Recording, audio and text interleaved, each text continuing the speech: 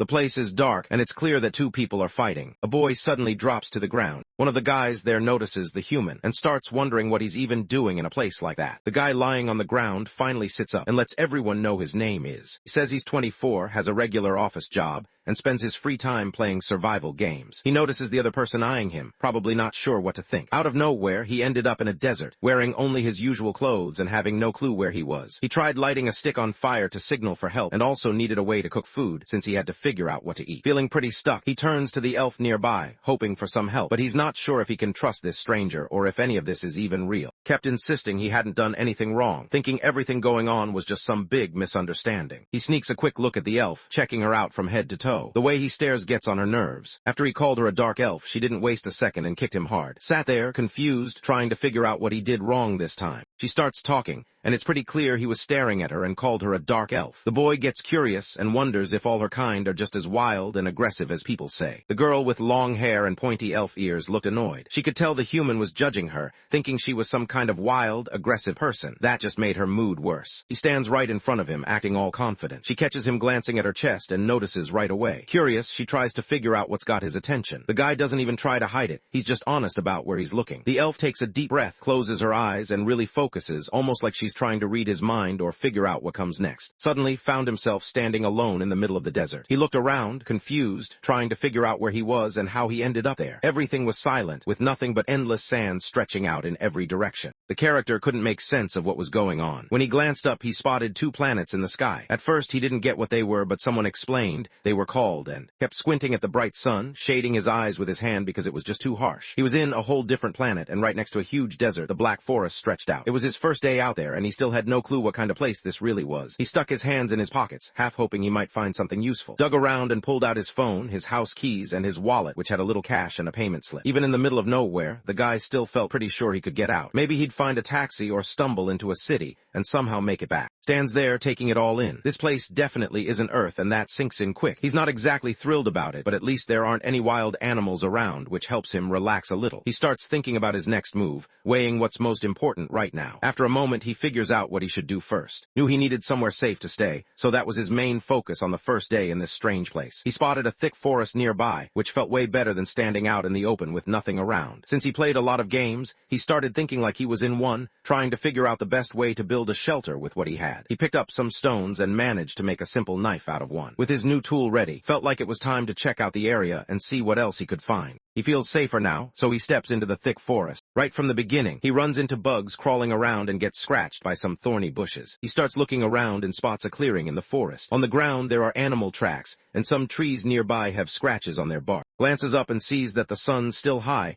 so he figures he's got time to get things done. He starts picking up dead branches, grabbing a bunch of bendy twigs and collecting dry leaves. He wants to put together a spot where he can crash for the night. After finding a spot to crash for the night, the guy gets to work on making stuff he'll need to make it out here. He tries to put together a bow and a drill, hoping he can get a fire going. As he rubs the new materials together, he really starts to hope that this time, he'll actually see a spark. Ember comes to life. Right away, he gets that if he adds some leaves, the fire should grow stronger. He tries it, but the flame just dies out. He gives it another shot, but the fire just won't catch. On his final try, after the bow snaps, he finally gets a small flame going. Sat close to the fire, letting the heat sink in after being out in the cold for so long. As he started to feel more comfortable, his stomach growled, reminding him he hadn't eaten in a while. He wonders why all this is happening to him. He never wanted any of it, and if he has to deal with it, he wishes he had some kind of skills to help him out here. With nothing to his name, he sits alone, feeling the emptiness around him. As he stares into the fire, he makes up his mind to start searching for water and food when the sun comes up. The player keeps comparing what's happening to other games he's played. In his mind, if this was just another video game match, he figures he would been the one to turn things around for his team. Right now, his fingers would be hovering over the E or F keys, ready to press them just like in a video game. As soon as he considers pressing a few keys, a screen pops up in front of him. He's somehow making everything in front of him move just by thinking about it. Still didn't get how it all worked, but he started messing around, trying things out just by thinking about them. He focused on pressing tab in his head,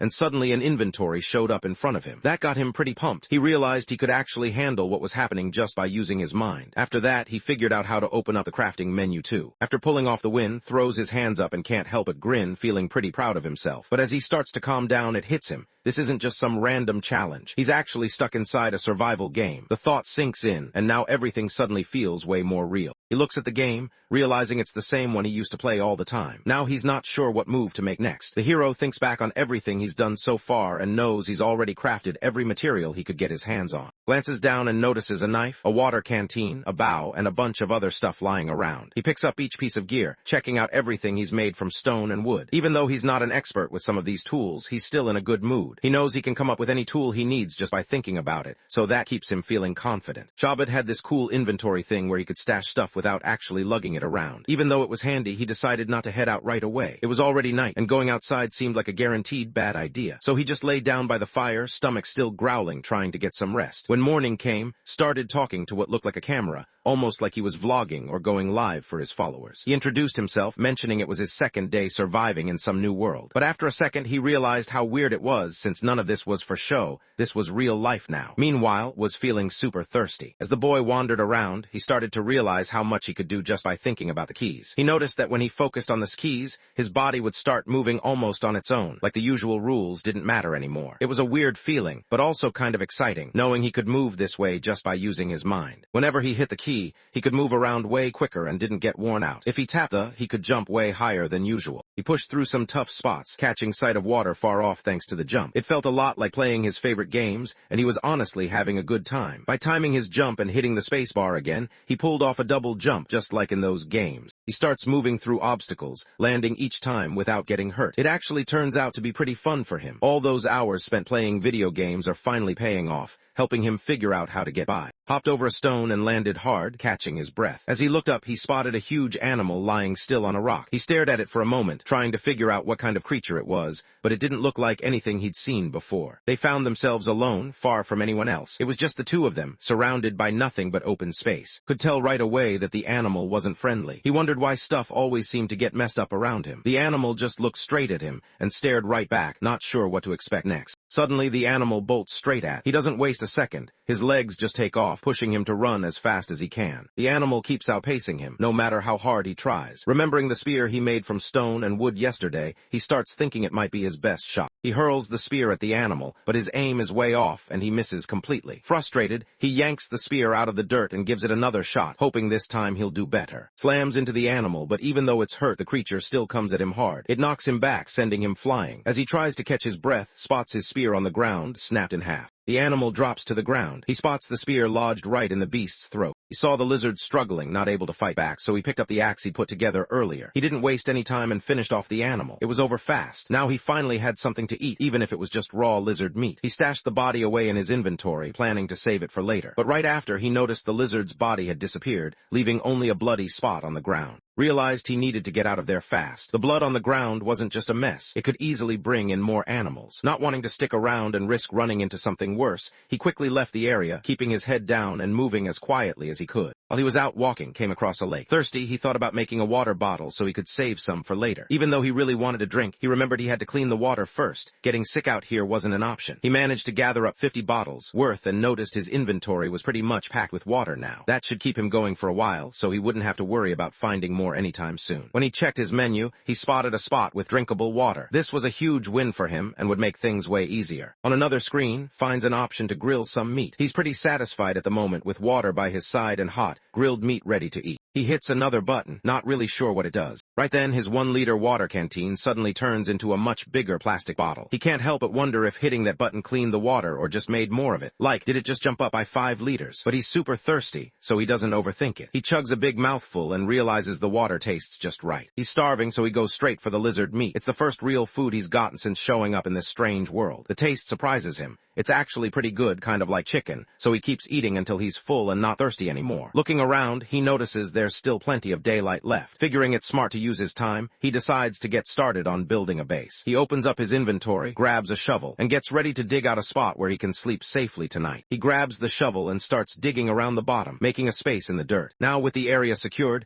no animal was getting through that spot to bother him. He scrolled through his menu again and found another icon. This one let him make stuff like farmland and dry bricks, which he needed to keep building up his new place. Begins to wonder about all the different things he can make. He starts thinking about the tools and items he could put together, curious about what's possible and how they might help him out. He started thinking about how much easier this would make things for him in the survival game. He puts together a net, making sure it's set up right, then gets ready to crash for the night. The moment he stretches out and shuts his eyes, someone new shows up. It's probably that elf girl from earlier in the story. She spots the boy lying there and heads over, ready to talk to him. Opened his eyes and found himself back at the start, almost as if nothing had happened. He sat on the ground, a little confused, while the elf stood in front of him, watching closely. She could tell that wasn't from around here, maybe not even from this world, but she seemed to trust him anyway. She lifts her hand, and small green lights start to form at her fingertips. The glowing orbs float out and begin spinning gently around. He glances around, trying to figure out what these weird, green lights are supposed to be. Checks his hand and notices the wound is gone, completely healed. A wave of calm settles over him, like when you finally get to chill out after a rough day. It's almost like soaking in a hot spring, and for a second everything feels awesome. The elf nearby explains that the spirit of life really likes. Hearing this, wonders if this means he can use magic after all. But the elf shuts that down fast, telling him straight up that just because the spirit likes him doesn't mean he's got magic powers. She can tell he doesn't have what it takes. That hits hard. Magic was his one shot and now it's gone. He drops to the ground, crushed. She tells him he can hang around if he's up for another wild animal coming at him,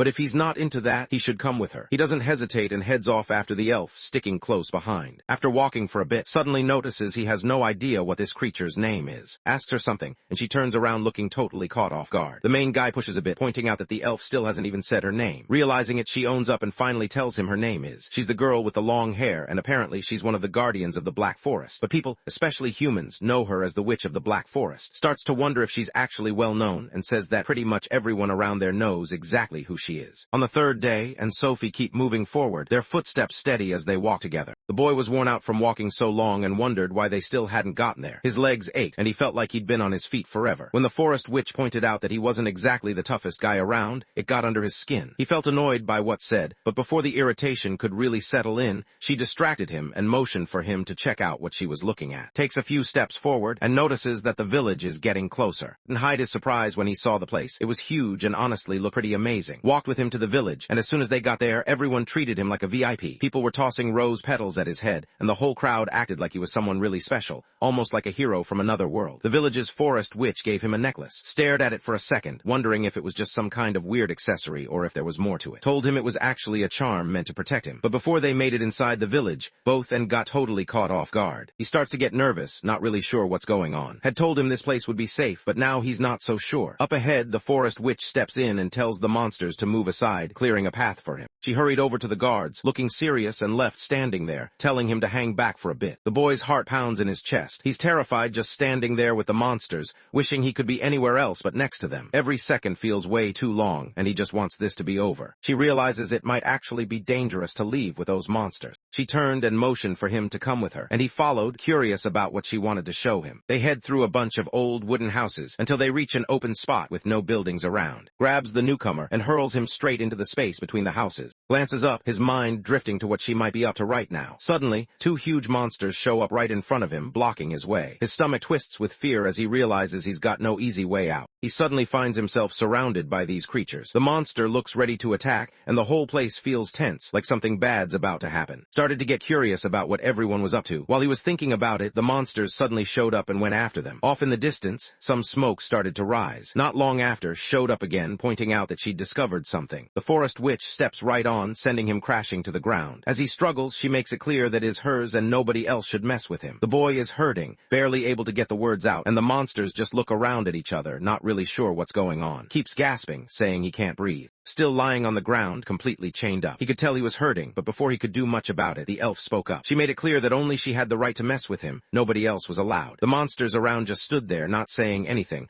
almost like they felt sorry for him but didn't want to get involved. When the elf told everyone to leave, they all cleared out without a word. That's when it hit. The necklace the forest witch had given him wasn't just a gift. It was actually a chain meant to keep him stuck to her, no matter what. The elf didn't hold back, she said. As they walked along, she kept talking, breaking down the details step by step. He listened, trying to keep up, sometimes glancing her way to make sure he was actually getting what she meant. The whole thing felt a bit intense, but he stuck with it, not wanting to miss anything important. When the group gets to the village, they spot these wide fields that look pretty different from anything they've seen before. The forest witch points out that this is where people use magic to grow their crops. She seems kinda proud, saying that farming here is probably way ahead of what they do back in Japan. kept explaining how the village worked. She pointed out that the elves stay right in the middle of all the fields, while the edges are where most of the farming happens. As she talked, she made sure the newcomer understood what was going on and showed him around so he could get a feel for the place. They eventually reach a big house out in the middle of the woods, points it out as her place. The group steps inside. When stepped inside the house, he paused for a second and took a deep breath. Noticed and asked if he always did that, but shook his head. Something in the air caught his attention.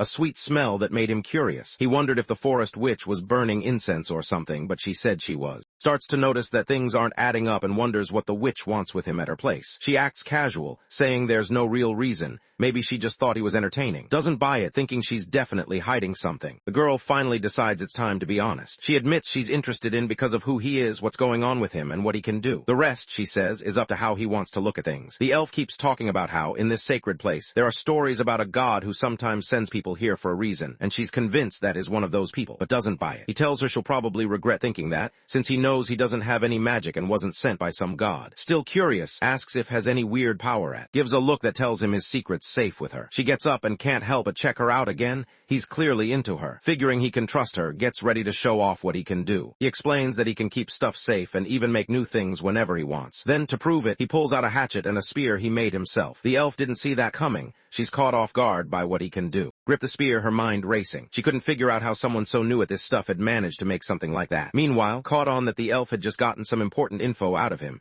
and honestly, all she did was show off a little. That realization got under his skin. He didn't want to look like an easy target, especially not to someone people called the Forest Witch. Trying to change the subject, said he was hungry. Turns out the elf was thinking the same thing, which threw him off. He hadn't expected her to ask him anything, let alone about food. But then she reminded him of his place. He was her slave. Time went by, and soon brought out the first meal he'd made for the elf. As the day winds down, the boy wonders about where he's supposed to crash for the night. He thinks maybe he could hang a hammock in the living room. The elf just shrugs, not really bothered by it. Tries to get attention by asking what he thinks about sharing a bed with her. At first, figures she's just messing around, but the look on her face tells him she's not kidding. He starts to realize the Forest Witch actually means it. Not really sure how things work in this world when it comes to stuff like love and relationships. Admits he doesn't know the rules. The witch, on the other hand, says she only knows about keeping herself pure, and isn't too sure what people mean when they talk about love. And kept talking about what love really means. The main guy just sat there, unsure if he should listen to what he wanted. He hesitated, not really sure what to do next, but was clear she wanted to spend the night together. After thinking it over, he finally decided to trust himself and take the first step. He picks up and carries her straight to the room, not wasting any time. In his mind, he starts thinking of the Forest Witch like she's something to eat, almost like he's already planning his next move. She doesn't really get what the boy means. Before she can think too much about it, he picks her up and heads to the room, letting her know it's time for snacks. Couldn't hide how much he wanted this. He carefully placed on the bed, his mind racing with questions.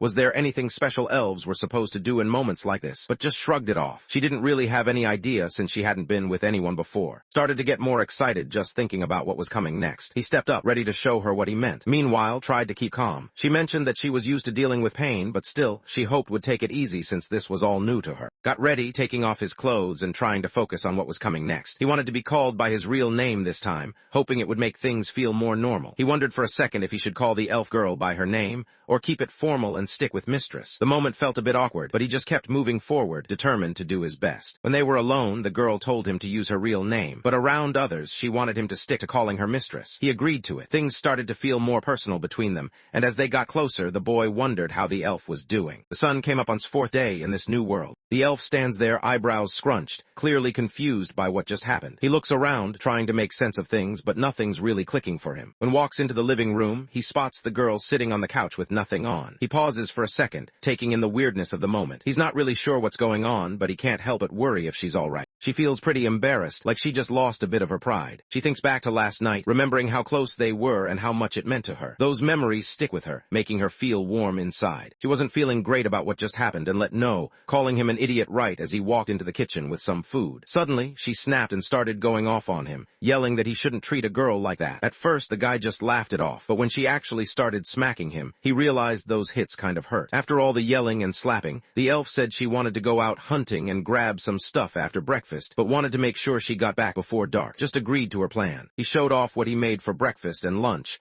laying everything out on the table. Once they finished eating, the two of them headed out together to hunt. He steps outside, the chain still locked around him, with the elf holding the other end. The boy gets pretty embarrassed when he realizes everyone is staring at them. Picks up on some people giving them dirty looks, making the whole situation even more uncomfortable. He wondered what was going on, noticing how everyone stayed quiet, probably because they didn't want anyone else to overhear. Scanning the group of elves, he spotted a familiar face and couldn't help but blurt out that he knew who it was. One of the elves, looking kind of annoyed, seemed confused and wanted to know who he meant. The main guy spots someone and instantly recognizes him as the dangerous one. His heart starts to race a little. He keeps an eye on the guy, not wanting to draw any attention, but he can't help but feel uneasy. It's like that moment when you see someone you know you should avoid, but you're stuck in the same place. Seemed pretty calm about Nate, not really stressing over him at all. The boy walking beside her looked pretty confident too, almost protective, like he'd make sure nobody gave her a hard time. As they kept moving, the main guy glanced around and spotted some buildings he hadn't noticed before, getting curious about what those were. The elf explained they were setting up a place where refugees could crash, and that spot would double as a shield for everyone else. The witch kept talking, breaking down why that place was built in the first place. She went into more detail and made sure understood what was really going on. He can tell she's really mad at the Holy Kingdom. He realized she might actually need his help to get out of this mess. With everything going on, it looked like his skills were the only way they'd make it through. Spots the boy looking lost in thought, his eyes kind of unfocused like he's somewhere else. She can't help but wonder what's running through his mind. He looks like he's got a lot going on up there, maybe stuff that's been bugging him for a while. She motions to her sleigh, making sure it's focused. This isn't the moment to get sidetracked, there's hunting to do. Together they head into the forest, ready for what's ahead. Since they were at a hunting spot, she let take off his chain. Right away, he felt lighter, like he could actually breathe. But she made it clear they had to stay totally quiet. Staying silent wasn't just for safety,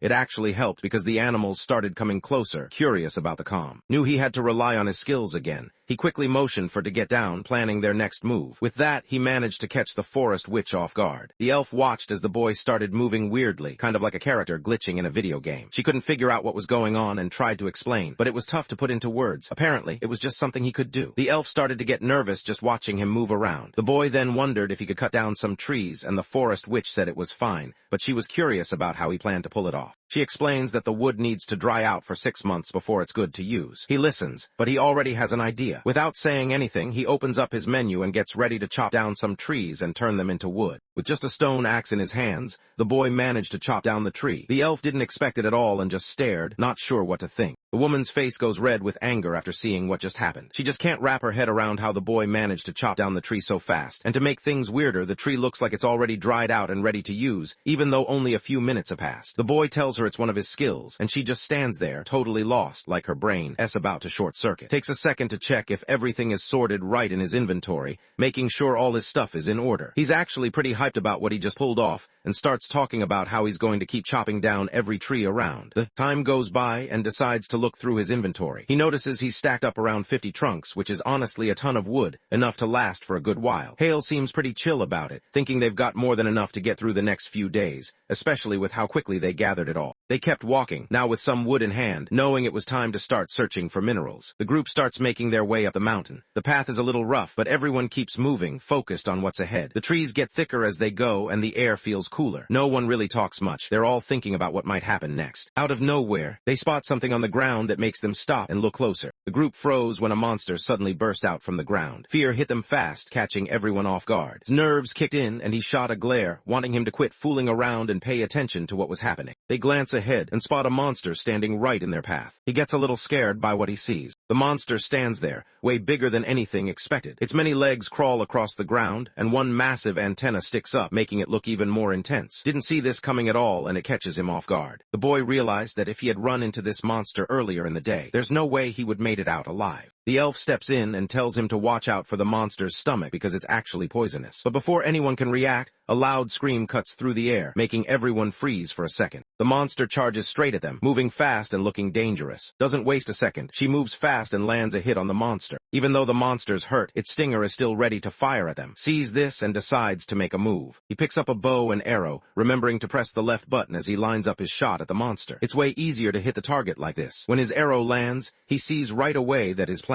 actually paid off. The monster hits the ground with a loud thud. Even though it's hurt, it still drags itself forward, not giving up on chasing them. Knew she couldn't just stand by anymore. She got ready, her mind set on what she needed to do. This was her moment to step up, and she wasn't going to let it pass. She grabs the sword from her back and takes down the monster with one solid hit. The creature finally drops to the ground, not moving anymore. After taking down the monster, the two guys high-five and grin at each other. Relief washes over them as they catch their breath, still amped from the fight. For a moment, they just enjoy the win, glad it's finally over. Looks at the creature and starts thinking if it could be something he can actually eat. The elf shakes her head, letting the boy know the creature isn't safe to eat because it's poisonous, and points out that it's actually worth some cash. She gives him a tip, though, if he really wants to try eating it, he could just chop off the legs, toss on some salt, and boil them up. The back legs are tough, so maybe they'd work as tools instead. Still, her main plan is to haul the whole thing back to the village since it's valuable. The main guy somehow gets the whole monster into his inventory. While checking it out, he finds out the creature's name is and confirms it really was a monster. When hears the word monster, she's caught off guard. She never thought monsters would show up here. Explains that this type of creature usually comes from the desert. The forest witch starts to worry, thinking that the stuff she was most afraid of might actually be happening right now. She then asks if the boy remembers the refugees who came through the desert. The long-haired girl keeps talking, letting everyone know that the monsters are the reason the refugees don't make it. She remembers thinking there were more of them after some time, but since this all happened years back, she isn't totally sure. It's been 2 years since anyone new showed up in the village. The people there figured the refugees probably didn't make it, most likely because of it seemed like those monsters were starting to show up more often around the desert. Let everyone know it was time to head back to the village. She figured more, and monsters could show up if they waited around any longer. Thought about how lucky he was to be in the desert. If one of those monsters had come after him today, he wouldn't have made it out alive. The dew started to drift over to the mountains, moving quietly as the morning light began to show. They spot some minerals lying around, like magnetite and sand. Gets right to work, collecting ore since he needs the right materials before he can start building anything. He knows he can't make much progress without grabbing what he needs first. He scoops up a decent pile of magnetic sand, feeling pretty satisfied with how much he's got. He gets to work, using a basic furnace to start making some items. After that, he checks out what materials he'll need to put together a workbench. Had to get a lathe, 40 nails, and 10 wards for what he was working on. But the lathe wasn't simple. He also needed 20 pieces of steel and 10 mechanical parts just to put it together. While was busy gathering everything and building, wasn't around. She'd gone off somewhere else, leaving him to figure things out on his own. While she steps away, the boy keeps working on his project. He figures he might as well check out the place once she's gone, just to see what's around. He put together a workbench in just a few minutes, but it still took him longer than he thought it would. He takes a look around to see what's going on nearby. He looks over what he just built and sees it's really just a basic furnace. Before he can do anything else, he knows he has to get to the workbench. He goes over the list of stuff he needs to upgrade it. As he gathers what's required, he starts to notice some new materials showing up that he hadn't seen before. Starts thinking about whether he needs to do anything special to unlock more stuff. While he's looking through the menu, he notices something different. Now there's a section just for his status and skills. Here, he can check how hungry or thirsty he is, how much energy he has left, and how tired he feels. There's also info about how to level up his abilities. The whole thing is kind of confusing, and isn't really sure how to get better at these skills, so he looks for more info. He taps to read the guidelines, and finds out what helps him improve, and what makes his skills drop. After he gets a better idea of how his abilities work, he spots another button and hits it. Showed up just then, catching the boy off guard. The elf wasn't happy with him. She let him know he hadn't been paying attention, pointing out how things could have ended badly if a real monster had shown up. He realized he'd messed up and felt bad about it. After that, the elf gave him a few hunts and told him to put them away in his inventory. Lays out all the stuff he's put together. Can't help but notice how fast he's managed to gather everything. She starts thinking he must have some kind of magic gadget to pull it off so easily. The forest witch points out that there's definitely something different about. She's convinced it's her job to watch over him, since he stands out. Just goes back to quietly storing the materials in his inventory, getting ready for whatever comes next. He pulls out the lunch they packed earlier, notices it's still warm and can't help but wonder how that even happened. He points out that stuff in his inventory doesn't really change, so the lunch he put away when it was hot is still warm now. Can't really believe it. It just doesn't make sense how his skills work. The group figures it's a good time to take a break and eat. After a while, the two of them showed up at a house hidden among the trees in the forest. Showed up at the elder's place, looking like she had something important to tell them. A young guy opened the door and noticed she wasn't alone.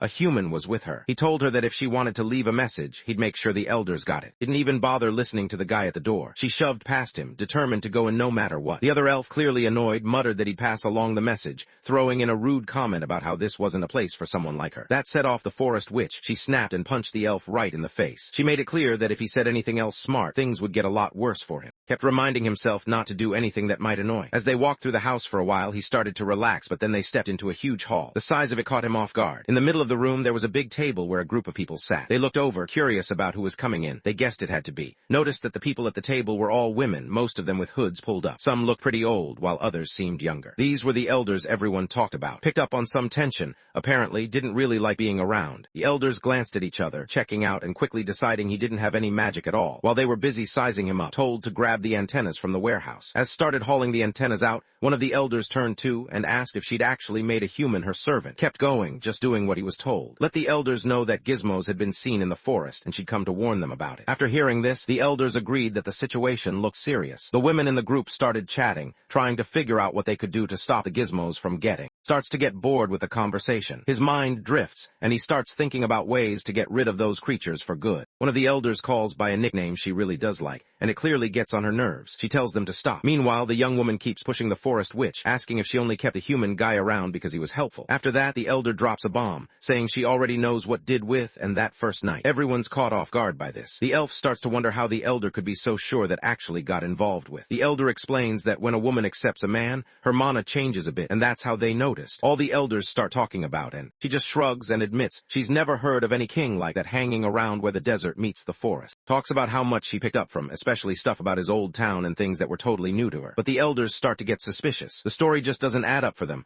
Why would a guy with zero magic show up from some weird place just to help out the forest people? They decide it's best to take and back with them, but isn't having it. She holds on to, not letting go, and makes it clear to everyone that he's staying with her. Found himself holding, and suddenly he was right up close to her chest. He couldn't help but notice, thinking to himself how nice it was. The elders pulled aside, wanting her to know things might get tricky when she tried to get the village to accept, and since those two look completely human, the villagers might not be cool with it right away. The elders wanted to make sure got where they were coming from. Listened, totally sure of herself, and let them know she understood. No matter what, she was set on keeping and close. Told her and her slave it was time to go, and they started walking away from the area. As they were leaving, the elders wanted to know who the young guy was. He said his name was from, but told them they could just call him. They told him to watch over since she usually forgot stuff and didn't really pay attention. He nodded, promising he'd look out for her, and then headed out. On their way back, the group kept their heads down, hands stuffed in their pockets. The air felt a bit heavier now, and no one was really in the mood to joke around. Each step seemed slower, like everyone was thinking about what had just happened. Even the usual sounds of the street seemed quieter, almost like the world was giving them space to process everything. The young guy says something, but the elf just stands there, totally lost. He clearly has no clue what the guy means. Started thinking maybe what happened was magic, but just brushed it off and said it was only a pep talk. He checked to see if she was okay. Couldn't help but worry about what was coming next, especially after hearing the elders say that might never be accepted in the village. The elders also made it clear that if wanted to prove himself, he had to protect the refugees, which meant he was now seen as a protector. One of the big problems was the wall around the camp. It still wasn't finished, and that left everyone feeling uneasy. Did some quick math in her head and figured that with how slow things. The elf watched him put up the wall so fast, she couldn't believe how easy he made it look. Seeing how simple it was, he let her know that things would be a lot smoother from here. The girl steps closer to the wall, checking out what it's made of. She notices he's actually using real lumber and brick, not just random stuff. She takes a moment to look over everything, wanting to make sure the materials are solid. The young guy starts showing off some materials he could use to build, pointing out that brick or cobblestone would work best for the wall. The elf watches him, clearly confused about how fast and easily he's getting things done. While the elf tries to figure it out, just keeps building, adding more walls as if it's nothing special. The boy liked to talk about how his powers could handle both building things up and tearing them down. As he went on, cut him off and he actually listened, keeping quiet for once. He showed off by building a wall in just a few minutes, which got curious about what else he could do. Thinking for a moment, the boy said he was considering making a new weapon. He ended up creating a basic crossbow that looked a little different from a normal bow. The elf pointed out that a regular bow might be better since you could shoot arrows one after another without stopping. The boy agreed that his crossbow couldn't do that, but he said it still had a lot of good features. He gives the new tool to the forest witch, hoping she'll check it out for herself. He wants her to see how useful it can be when she actually tries it out. She picks up the crossbow and right away notices something good about it. Without a string to keep pulling, her arms don't get tired as fast. She lines up her shot and fires. The main character keeps showing why this crossbow is actually pretty useful. He thinks teaching someone to handle this kind of weapon is way simpler than showing them how to use a bow. Still, it takes some muscle to pull the string back, and that could be a problem. The elf starts to get what the boy was trying to say about the whole situation. She figures the refugees might actually be able to use these weapons when it comes time to fight. Even though the refugees could hunt and protect themselves with the crossbow,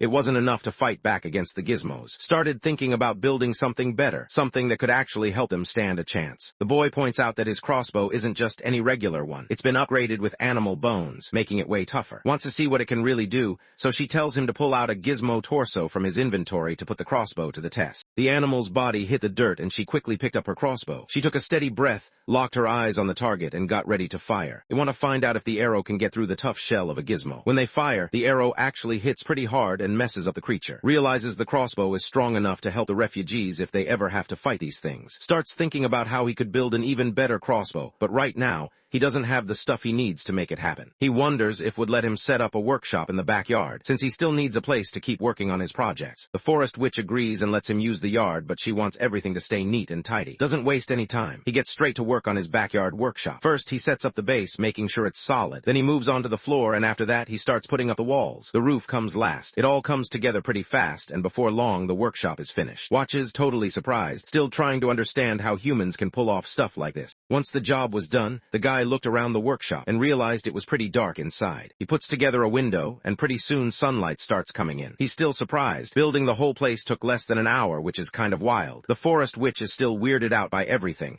but the boy just ignores it and keeps fixing up his new spot, focused on making it his own. Walked over, looking like she had something serious on her mind. She let everyone know she wanted to talk about the wall they were building, but said she'd get into all the details after dinner. It was clear she had a lot to say, and the others could tell the conversation was going to be important. She leaned in close, getting right up to his ear, and told him that he could be her slave, but he was also her husband, which meant she offered him something special, his first time. As his wife, she knew she had to handle things for him, even if it made her a little nervous. Wondered to himself why she was suddenly acting all romantic. It caught him off guard, and he tried to figure out what had changed. One minute things were normal, and the next she was being really sweet. It made him think back, trying to remember if he'd missed something. Maybe he just wasn't picking up on her hints before, or maybe she'd just decided to switch things up. Either way, it left a little confused, but also kind of curious about what was really going on. He looked at everything happening around him, but none of it really made sense. Later that night, when everything was quieter and most people had gone to bed, things started to change. After dinner, the couple sat down and started chatting about building the wall. They went over what stuff they'd need and tossed around ideas about how they could help deal with the gizmos. Most of the stuff the boy needs is pretty easy to find, but animal bones are a problem. The forest witch points out that he can just use the gizmo shell instead. He realized he hadn't really considered that before, but figured if it worked, it might actually help. He opened his inventory to run a quick test, mind wandering as he did. Beauty caught his attention again, but he couldn't help thinking she'd be tough to deal with day after day. As the girl sat down beside him, he found himself curious about what she was going through. Out of nowhere, decides he wants to learn more about the girl he cares about. She wonders if he's talking about her past, and warns him that there might be stuff he'd rather not find out. He wanted to learn more about her,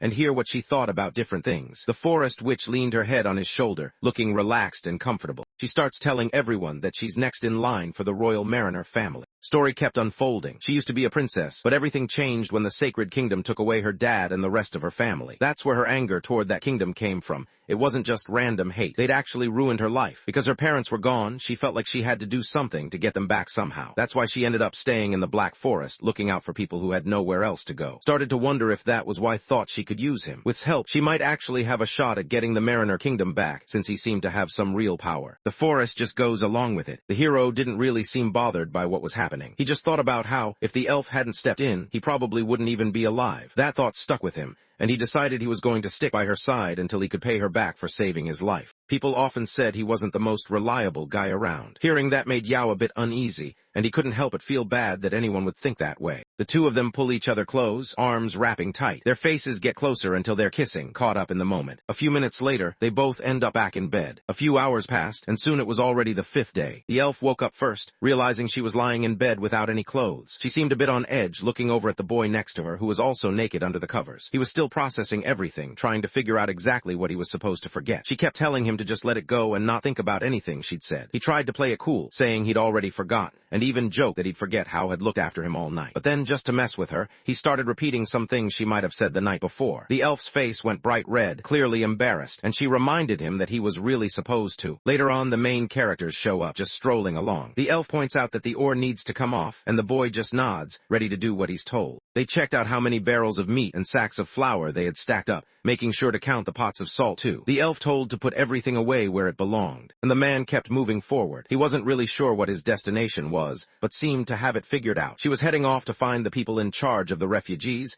planning to ask them how things went when they met with the elders. As they walked down the street, people spotted and freaked out, yelling that he was actually human. The refugees started running, yelling that humans deserve to die. Out of nowhere, a boy with horns showed up in front of them. He looked right at and called her by a title she clearly didn't want to hear. Got annoyed and told the horned boy to drop it with the fancy names. Just shrugged it off, not really bothered, and said he'd keep calling her her that if he wanted. Rolling her eyes, called him stubborn, and told him to round up the main people who'd been talking about how to deal with the gizmos. Keeps his face blank and just does what the mistress tells him. Starts to notice that there's something a little intimidating about, and it puts him on edge. He points it out too, making sure she sees it too. The witch of the forest lets everyone know why he acts like that. His wife was attacked and killed by some humans, and he also lost 2 kids out in the desert. Somewhere else gives a new order, telling another refugee to take the due to. After hearing about the trouble that hits family, starts to wonder if tagging along was the move. The elf sticks close to him, holding the chains even, making it pretty clear she isn't letting go or leaving him behind. Refugees start to gather around, their eyes nervous as they glance at. And the witch of the forest shows up, carrying some food and firewood for everyone. It's not a feast, but it should be enough to get them through for now. Reaches into his inventory, and out of nowhere, food pops up right in front of the refugees. People stare, not sure what to think after seeing that happen. The elf steps up, telling to get to work and make sure everyone gets something to eat. When returns, he notices his people aren't hungry anymore. Everyone's got plenty to eat, and they look a lot happier. For a second, he wonders what's going on, but then fills him in. She took charge, called everyone together, and showed up with food, water, and some supplies. While the group digs in, and her human friend head into a tent with. Inside, admits she called everyone over kind of suddenly. The other refugees, who look a bit like dogs and cats, gather around and start asking what they can do to help out. The girl lets everyone know they're talking about the gadgets, and that the elders had already told them about a meeting with the refugees. The 3 leaders, known around here as the cats and dogs, start sharing what went down when they talked with the elders. The elf is curious and wants to know what the main topic was, so the leaders talk about the wall. Then steps up and brings into the conversation, saying he's the guy they can count on to get the wall built fast and without any problems. The witch of the forest explained why she took him. She wanted him to be her servant, but things didn't go as planned. After she gave herself to him, she ended up becoming not just his girlfriend, but also his wife. Nobody saw that coming. The news hits everyone hard, and for a second it's like the whole room freezes. Guys glance at each other, trying to process what just happened, and some can't help but stare wide-eyed. Even the ones who think they're unbothered can't hide their surprise. Totally loses his cool when he finds out got close to the human. He just can't believe it and refuses to accept what happened. The rest of the group stares, thinking her actions make 0 sense. Pretty much everyone agrees she's gone way over the line this time. Everyone pretty much thinks what she did was way over the line. Out of nowhere, someone else shows up, and right after that, people start yelling at everyone to chill out. Looked at and could tell there was something different about him. He wasn't just a regular guy, more like someone from Rise, but not exactly, almost like he didn't belong to this world. Even though she figured no one would really believe her, she noticed his skills after talking with him and thought he could actually help out with building the wall. Jumped in, throwing shade and hinting that maybe trick the princess. As more people showed up, they started talking about how they couldn't pick up any magic from, and honestly, he didn't look that strong to them. Suzuki starts to notice the pressure building up around him. At the same time, seems to get where everyone else is coming from, knowing they're not sure what to believe. She just wanted everyone to trust her and not jump to conclusions. Everyone's eyes were locked on the couple. The whole group looked tense, not sure what was about to happen next. Looked at, expecting him to share something about himself. Started talking, telling everyone a bit about his life and where he came from. The refugees finally choose to put their trust in him. Says he'll trust the princess too, but deep down, he's ready to defend himself if she turns on him. After all that tension, everyone takes a moment to introduce themselves for real. A young guy with horns stepped forward and said his name was. He was an imperial guard from,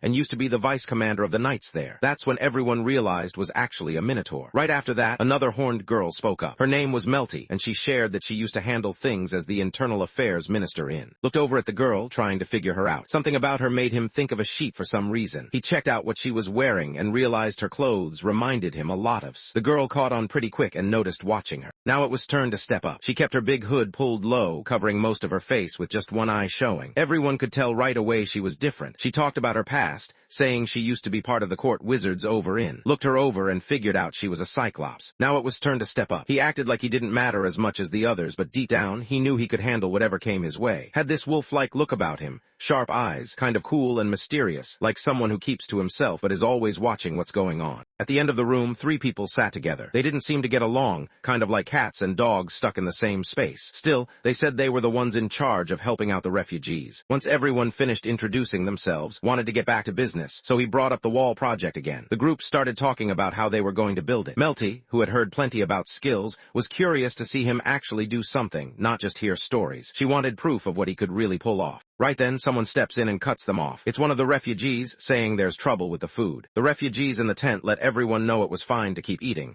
so the group continued their meal without waiting. Meanwhile, inside the tent, the meeting kept going. Took this chance to show what he could do, ready to demonstrate all his powers. Later, everyone steps out of the tent and moves toward a big open spot. They can't help but wonder why his powers matter here. Tells the group to pay attention. Off to the side, there's a section where they are gathered, catching everyone's eye. looks at the wall and wonders if he can break it. She nods, giving him the go-ahead. Grabbing a small axe, the boy takes a few swings and actually manages to break off a chunk of the wall. Nobody expected him to pull that off. Before anyone can really process it, a whole section of the wall is gone. People watch, not really sure how it happened. They can't see any magic, but everyone knows did something unusual. In just a few minutes, the ground is cleared up. Then the human says he's going to start building. Everyone stops what they're doing and pays attention, not wanting to miss a second. Their eyes get wide as they watch. Everyone's staring wide-eyed while Sophie just smiles to herself, watching everything the human is up to. The wall was up in no time, way faster than anyone expected. The guy looked around, kind of waiting to see what everyone thought. He wanted to know if this was enough to show what he could do, and even told everyone they could go ahead and check it out for themselves, see if it was solid. The refugees crowded around the wall, testing it with kicks and hits. Some of them tried to break through, wanting to know if it could actually keep them safe, especially if someone used a gadget or some kind of trick on it. Everyone's pumped because, thanks to something that usually drags on for weeks, is getting wrapped up way faster than anyone expected. The refugees watched work, surprised at how quickly he managed to organize everything without using any magic. They started to wonder how he pulled it off so fast, especially since it all seemed pretty normal. No magic tricks, just hard work. Makes up her mind to go straight to the human. She steps right up to him, determined to figure out what rules he's following, and she's not planning to chill out until it all makes sense to her. Sophie urges the guy to share whatever he knows, hoping will back off once she gets it. So the boy starts breaking things down for the Cyclops, walking her through how he manages to get stuff done. He tried to explain everything in a way that made sense, hoping she'd get it and trust him. But then Melty cut in, saying he'd already done enough to prove he was different from the rest. Suddenly, Melty and Air grabbed by the arm and said they were taking him somewhere to try out some food. Freaked out and called for his master, half convinced he was getting kidnapped. Didn't react, just watched and said she thought everyone was getting along fine. The other refugees, like Anne, stuck close to the master and started to think the human boy was getting pretty popular. A few hours passed and looked totally wiped out as he sprawled across a table. His arms hung off the sides and his eyes were barely open, like he'd just pulled an all-nighter with zero sleep, and walked back to where and Air were waiting. They glanced around, noticing Melty was missing. After a moment, someone explained what had happened. Melty had kept the human stuck there for over an hour, basically using him like a windmill to crank out a bunch of food. Production shot up by half, and the crew realized that with Melty's help, humans could handle tasks by hand now, making everything a lot faster to finish. When the chime goes off, everyone digs in. They try the gizmo meat and are surprised at how good it tastes. The human explains that, back where he's from, eating bugs isn't really a thing and monsters just aren't real. The Cyclops doesn't get it. He can't imagine a world without monsters roaming around. Kept talking, letting everyone know that in his world, things were pretty normal. No monsters lurking around, and magic wasn't a thing either. Everyone kept eating while chatting about how their worlds were different. It was pretty chill at the table, just regular talk and comparing stories. Out of nowhere, the forest witch showed up. She didn't say anything, but the way she looked at the group made it obvious she wasn't too happy about not being included. She starts to think that Air and might be hanging out a bit too much. The main guy brushes it off, acting like everything's cool. But then, he starts to think maybe the elf is actually kind of jealous. Watching all this, isn't happy about what's going on. Out of nowhere, acted on impulse and tried to claim the elf as his, but she wasn't having any of it. She pushed him back without much trouble, sending him flying. Didn't seem too impressed with the whole scene and reminded everyone that messing around like that in broad daylight wasn't the best idea. Right after, a refugee walked up to and wanted to know what the next steps were. Explained that she was planning to use the hero's powers to get the wall built as fast as possible. She mentioned she'd already sent to grab some clay to help out. The witch chimed in, wondering if also needed fuel for his part. Confirmed. He grabs some branches and stacks them up in no time, making it look easy. The refugees can't believe how fast he's working. Everyone watches, a little stunned,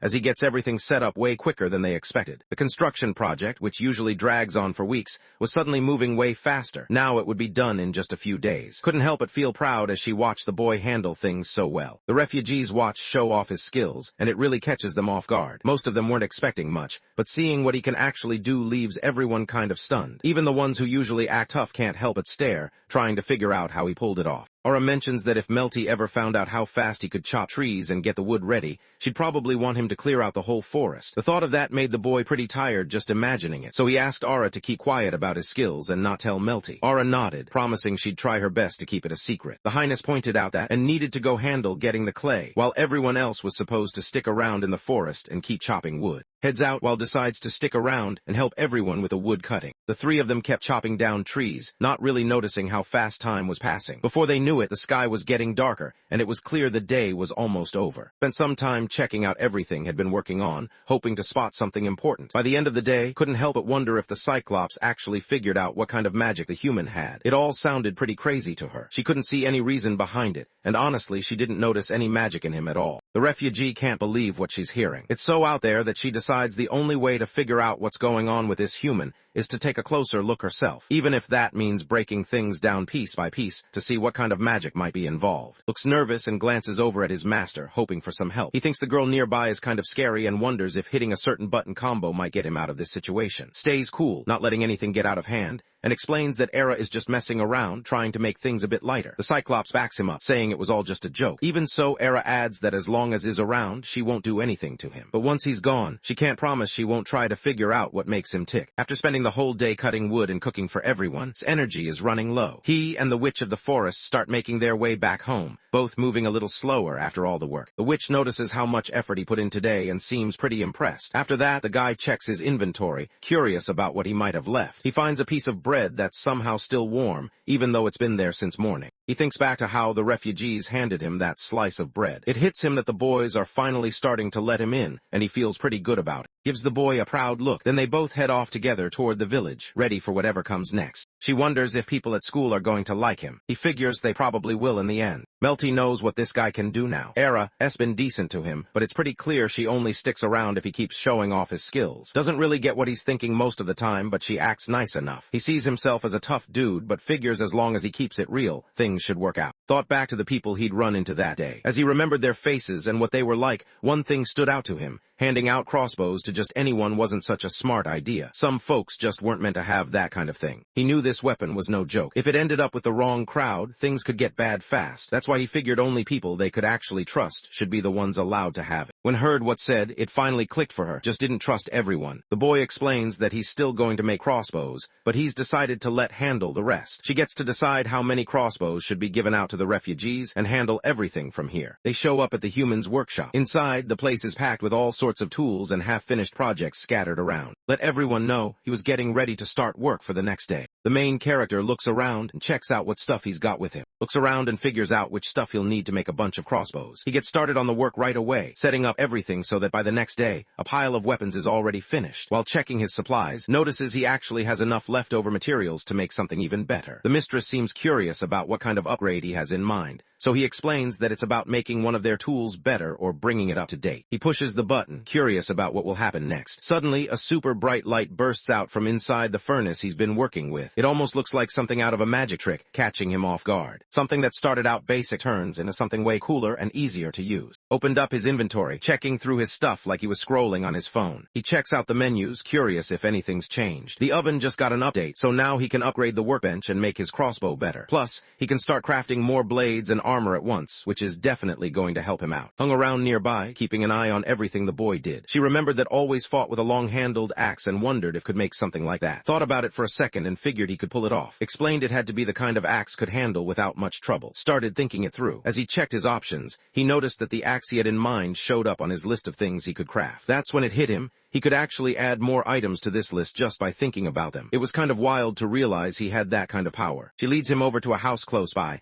explaining that this is where they keep the stuff they got from the war. Notices right away that there's a weird, bad smell hanging in the air. She points out that the awful odor is just from the war loot stored inside. When they peeked inside, they spotted some armor covered in blood. He didn't even want to get near it since it looked super gross. The others found it kind of funny. Just stepped up, saying she could clean them up and make them look brand new. Moved fast, tossing everything into his inventory without really checking what he was grabbing. As all the stuff started piling up in his bag, he suddenly noticed something off. Some of the items were cursed. This annoyed him, and he shot a glare at. She just shrugged, acting like it was totally normal since all the weapons and armor had belonged to someone else before. Apparently, that meant some of them were bound to be cursed. Still, she told him not to freak out. Curses weren't a big deal. Just drop the items on the ground and burn them, and the curse would go away. Decided to hang on to the cursed items for now, but planned to fix them later. The master picked up the weapon and gave it a quick test. He noticed right away that it felt a little heavier than he expected. Thinks a scimitar might suit her better and starts telling her what it is. It's basically a curved sword, kind of like if you mashed up a sword and a bayonet. The forest witch gets interested and says she wants to give it a shot, then asks if can actually make one. He isn't sure if he can pull it off. Out of nowhere, she reveals herself again, catching his attention. He notices she's got 2 leather strap handles with her, and it clicks that these could be useful for his workbench project. Always teasing, points out she's already using a leather handle herself. She turns around around and shows off her leather underwear, making her point pretty clear. Then she tells him to take a break. He gets what she's hinting at right away. She gives him a quick kiss on the cheek, and he thinks to himself that every evening always finds some way to spoil him. The scene shifts to the outside of the shop, with the main character's shouts echoing out. Inside, he tries to get the master to chill out. The guy wants to swap places with the elf, probably because he's worn out. The elf notices and starts thinking he might be getting tired. Since she feels like it's her job to look after him, she takes over and switches spots, ending up on top. Lets her know to take it easy, since she hasn't done this before. They kept going, both of them caught up in the moment, moving quickly and not really thinking about anything else. Stepped forward, taking charge. Out of nowhere, noticed that she got a lot more serious. Even so, things kept going between them. The 6th day rolled around, sunlight slipping through the window as the world outside woke up. When the forest witch woke up, she looked happy and totally refreshed, while just seemed drained and worn out. Was full of energy and ready to give it her all that day. As she walked ahead with following behind, chained up, everyone they passed started greeting her and throwing out compliments. When they finally reached the refugee camp, noticed a huge pile of clay and couldn't help but be impressed. The master told to start handing out the weapons he'd worked on the day before. Began passing them out to the crowd, making sure to give a special weapon that had been crafted just for him. Asked the centaur to help out and distribute. Soon, more furnaces began showing up around the place. Nobody really gets how that thing just showed up out of nowhere. After that, it makes some charcoal, probably to feed those. Era showed up again, facing him and checking in on how he was doing. Nobody could believe how fast got things done. While he set up furnaces and built whatever the refugees might need, he let everyone know he could also fix any old or broken blades lying around. He asked to check if anyone had swords or knives that needed work. After finishing that first round of jobs, he moved on to gathering clay. People kept watching him, scratching their heads and wondering how he made the clay just vanish. Just said he was storing it in his inventory, which only made everyone even more curious. They kept an eye on him, trying to figure out if he was using some kind of magic or secret trick. Then, Melty showed up again, whenever she was around. That morning, managed to get his hands on some leather. Now he can finally level up his own bench. He lets everyone know they probably shouldn't stare straight at the upgrade, since things are about to get pretty bright. Everyone looks away except Ara. She decides to watch the guy closely, wanting to figure out what kind of magic he's using. When the upright sits on the bench, it grows even bigger, so has an even easier time with his job. Suddenly, Ara yells out she just spotted something important. Wondered what the girl might have seen. She let him know she only caught a quick glimpse. When someone does end, the lights that show up look a lot like the ones from Sacred Magic. Lunchtime rolls around, and everyone heads over to grab some food. The sandwiches are packed with meat and veggies, plus some sweet stuff and spices thrown in. It's all thanks to the refugees who put the meal together for everyone. Everyone comes together for a meal. Sophia wanted to know if the guy would keep working later that day. He said he would, since they'd already finished making enough bricks. Then spoke up. She told the group she had something to ask them, and shared that she'd come up with an easy way to show everyone that wasn't from their world. The Cyclops steps forward and starts talking, making it clear what he wants. She started thinking about's necklace. She tells that if he manages to take off the slave necklace, it would mean he doesn't belong in this world. Everyone hangs around, watching and waiting, curious about what's going to happen next. His reaction was still unknown. Out of nowhere, she explains that if he tries to take off the slave collar on his own, it'll get and could end up killing him. Couldn't figure out why this was happening. Pointed out that the slave collar actually uses the person's own magic to make it clamp down and keep them stuck. Didn't have any magic, so the collar didn't do anything for him. To him, it was basically just a super uncomfortable necklace that wouldn't come off. Starts thinking about whether things are actually like that. The human looks unsure and tells everyone not to pay him much attention, since he doesn't even know if what he said is true. Then they turn to asking her to give him a command. Taking her role as the master seriously, tells him to take off all his clothes. The boy stands up, confused about her request. Out of all the things she could have asked him to do, she picked this one. Even though it doesn't make sense to him, he decides he'll go along with it if that's what she wants. Everyone could tell had way more control over than anyone expected. It was one of those moments where people just stared,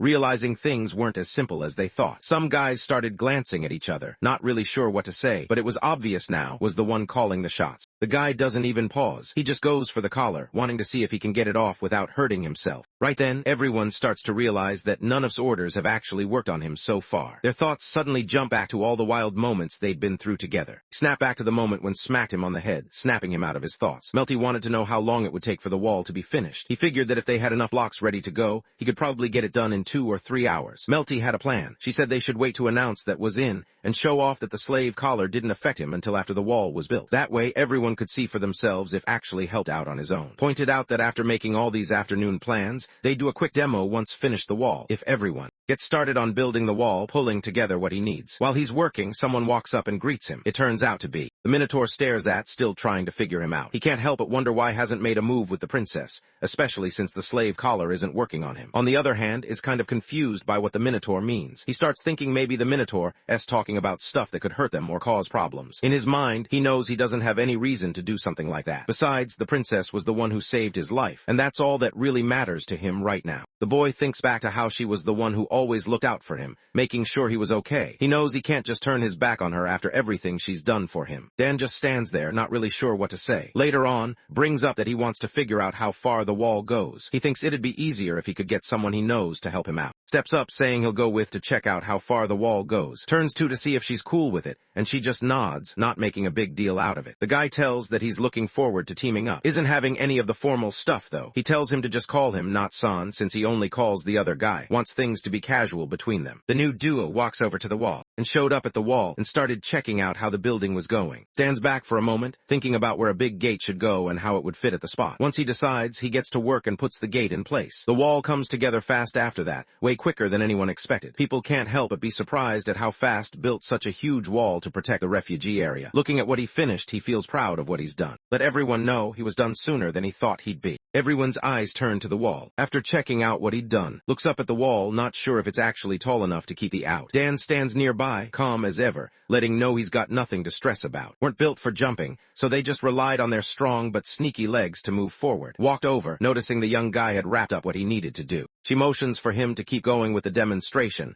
and turns her attention to the crowd of refugees, getting everyone's focus on what's happening. Crowds started to form around demonstration. Refugees were there, but even some elves showed up, curious to see what this human could really do. Up on top of the wall, where everyone could see her, stepped forward and took control of the moment. She used her magic to make sure her voice reached the whole crowd. Began telling everyone about everything had done so far, the new wall, built just to keep the refugees safe from those constant gizmo attacks. She made it clear that wasn't just any human from their world. He was someone from another place, brought to by some kind of power from the gods and spirits. The demonstration keeps going, and everyone hears that the court mage era's magic eye checked out the human. Turns out there's no magic in him at all. She tells everyone to pay attention as the demonstration starts. All eyes go to the slave collar around his neck. Everyone in the room knows that nobody but the collar's master can take it off, so there's a quiet tension as they wait to see what happens next. The long-haired girl gives a quick signal, and her servant moves right away. He steps over and takes off the collar without wasting any time. Everyone's eyes go wide when the collar doesn't do anything too. Usually, that thing squeezes tight if someone has magic, but nothing happens this time. The elf steps in and points out that doesn't have any magic at all, so the collar is useless on him. It's clear to everyone now that isn't from their world. He wanted to show everyone that the collar was legit, not some fake or joke. He decides to let someone else give it a shot. Picking out 3 people from the group, she lets everyone know that they'll be the ones to try the collar this time. One by one, she puts the collar around each of their necks, making sure it's secure before stepping back to see what happens next. Every eye in the room is glued to the scene, waiting to find out if anything unusual is about to go down. First, she tells him to do something, and he does it without thinking. Next, she asks him to try taking the collar off, but when he tries, he starts choking, proving it's not fake. Just to be sure it really works, she gives the collar to someone else and has them put it on. Then that person gives him a command, making it clear for everyone that the collar actually controls him. The girl calmly puts the collar back on the guy, expecting him to obey, but he doesn't go along with it. Everyone around is caught off guard by his reaction. Steps up, takes the collar off again, and lets everyone know he's already picked someone to follow, and now he's chosen Sylph. The elf gets clearly moved by this and shows how proud she is of him. She puts the collar back on, but this time it's different. She explains to the crowd that the young man isn't one of the humans they hate from the Holy Kingdom. He's just a visitor from another world. The forest witch keeps talking, asking everyone there to welcome and see him as a guest. The demonstration wraps up. Everyone heads back to their own places. The next day, everyone got ready to start training so they could protect themselves from the other refugee leaders gathered under a big tent, trying to figure out how they were going to protect everyone from the next gizmo attack. The mood was tense as everyone looked at each other, waiting to hear ideas. Some people fiddled with their hands or shifted in their seats, clearly anxious about what might happen next. Even though everyone was tired, they knew they had to come up with a plan, and fast. Notices some new faces hanging around that part of town. 3 new people showed up. First was who worked as a scout for the Royal Army. With him was someone from his own team. The third was who led the Garbs from a place called Tonto. Looks over at and notices he's got this cat vibe going on, quiet, kind of sneaky, always watching what's happening. Pylon, on the other hand, reminds him of a harpy, but in Org, he's more like a loyal, energetic, and always ready to jump into things. Steps up and shares a bit about herself. Turns out, she used to serve in the Royal Army as part of the heavy infantry. Gives the girl a proud look, almost like a dad would when his kid does something cool. He's got this big, approving grin, showing he's seriously impressed with her. The main guy starts to notice that there are actually a lot of women in the army. Points out that guys and girls here don't really have big differences when it comes to skills. Then the master tells to go grab some stuff. After a moment, comes back and shows off some beasts. Nobody really knew what was going on. They had only ever seen bows before, so this new thing in front of them made everyone uneasy. Stepped up calm as ever and showed them how the strange weapon worked. He points out how this thing could actually help defend against gizmo attacks. The boy mentions it's a bit slower to fire than a regular bow, but it's simpler to handle. With some practice, anyone could pick it up pretty easily. Everyone's attention locks onto the gadget maid, staring at it in surprise. Everyone starts running toward the boys, thinking the only way to really learn is to just go for it. Everyone wanted to be the first one to try out the new device. Some were already lining up, nudging each other and checking it out from a distance,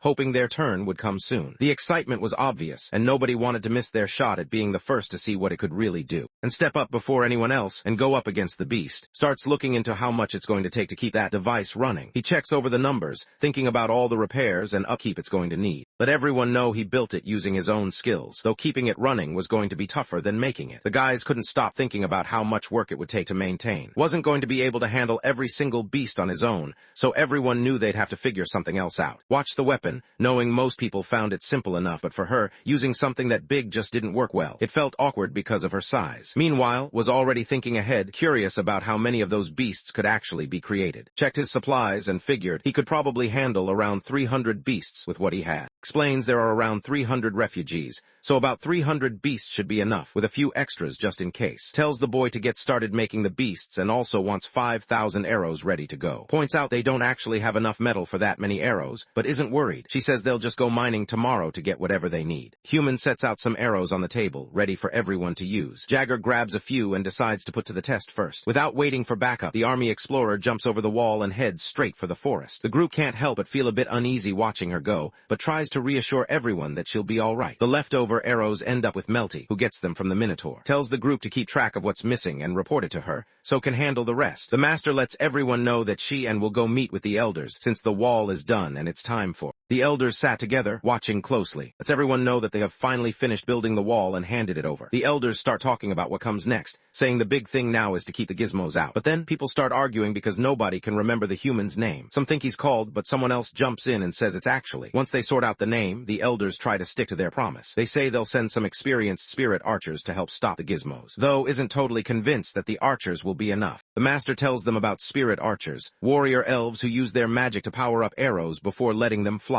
With that kind of skill, these archers could definitely take down some of those machines. She goes on explaining that one spirit archer is as strong as 10 regular archers. Hearing this, is honestly impressed. It's way more than he expected, and he can't help but think about how crazy powerful that actually is. The chief elder decided that the archers would head out to the next day. Was set to take charge of whatever changes were coming, so the responsibility was basically handed over to him. As everyone heads out, the elders finally realize the couple really cares about each other, and decide they should let them have some real alone time. They even say sorry for holding them up. Mentions she has stuff to get ready and slips away. While the master and the human walk off together, the elders can't resist gossiping a bit more. One of them jokes about being curious to see what their kids would look like. Another teases that it must be exhausting for to sleep next to the master every night, and says that next time they visit, they'll bring something to help him out. The master's face turns red as she listens, clearly ticked off. She suddenly raises her voice, announces she's out, and storms away from the elder's cave, her footsteps echoing behind her. Back inside, the older women look pretty satisfied, not bothered at all by her exit. They just keep chatting about the teacher's life as if nothing happened. Storms out of the elder's place, clearly fed up with how those old ladies acted. She's mad, barely holding it together. As she heads out, she spots someone standing right at the cave entrance. It's Nate, who people call the Tainted One. Can't take it anymore, she's too irritated to think straight. Without hesitating, she goes off on Nate, hitting him hard enough to send him flying back. She gives him a cold look and makes it clear he'd better stay quiet if he knows what's good for him. Just stands there, stunned,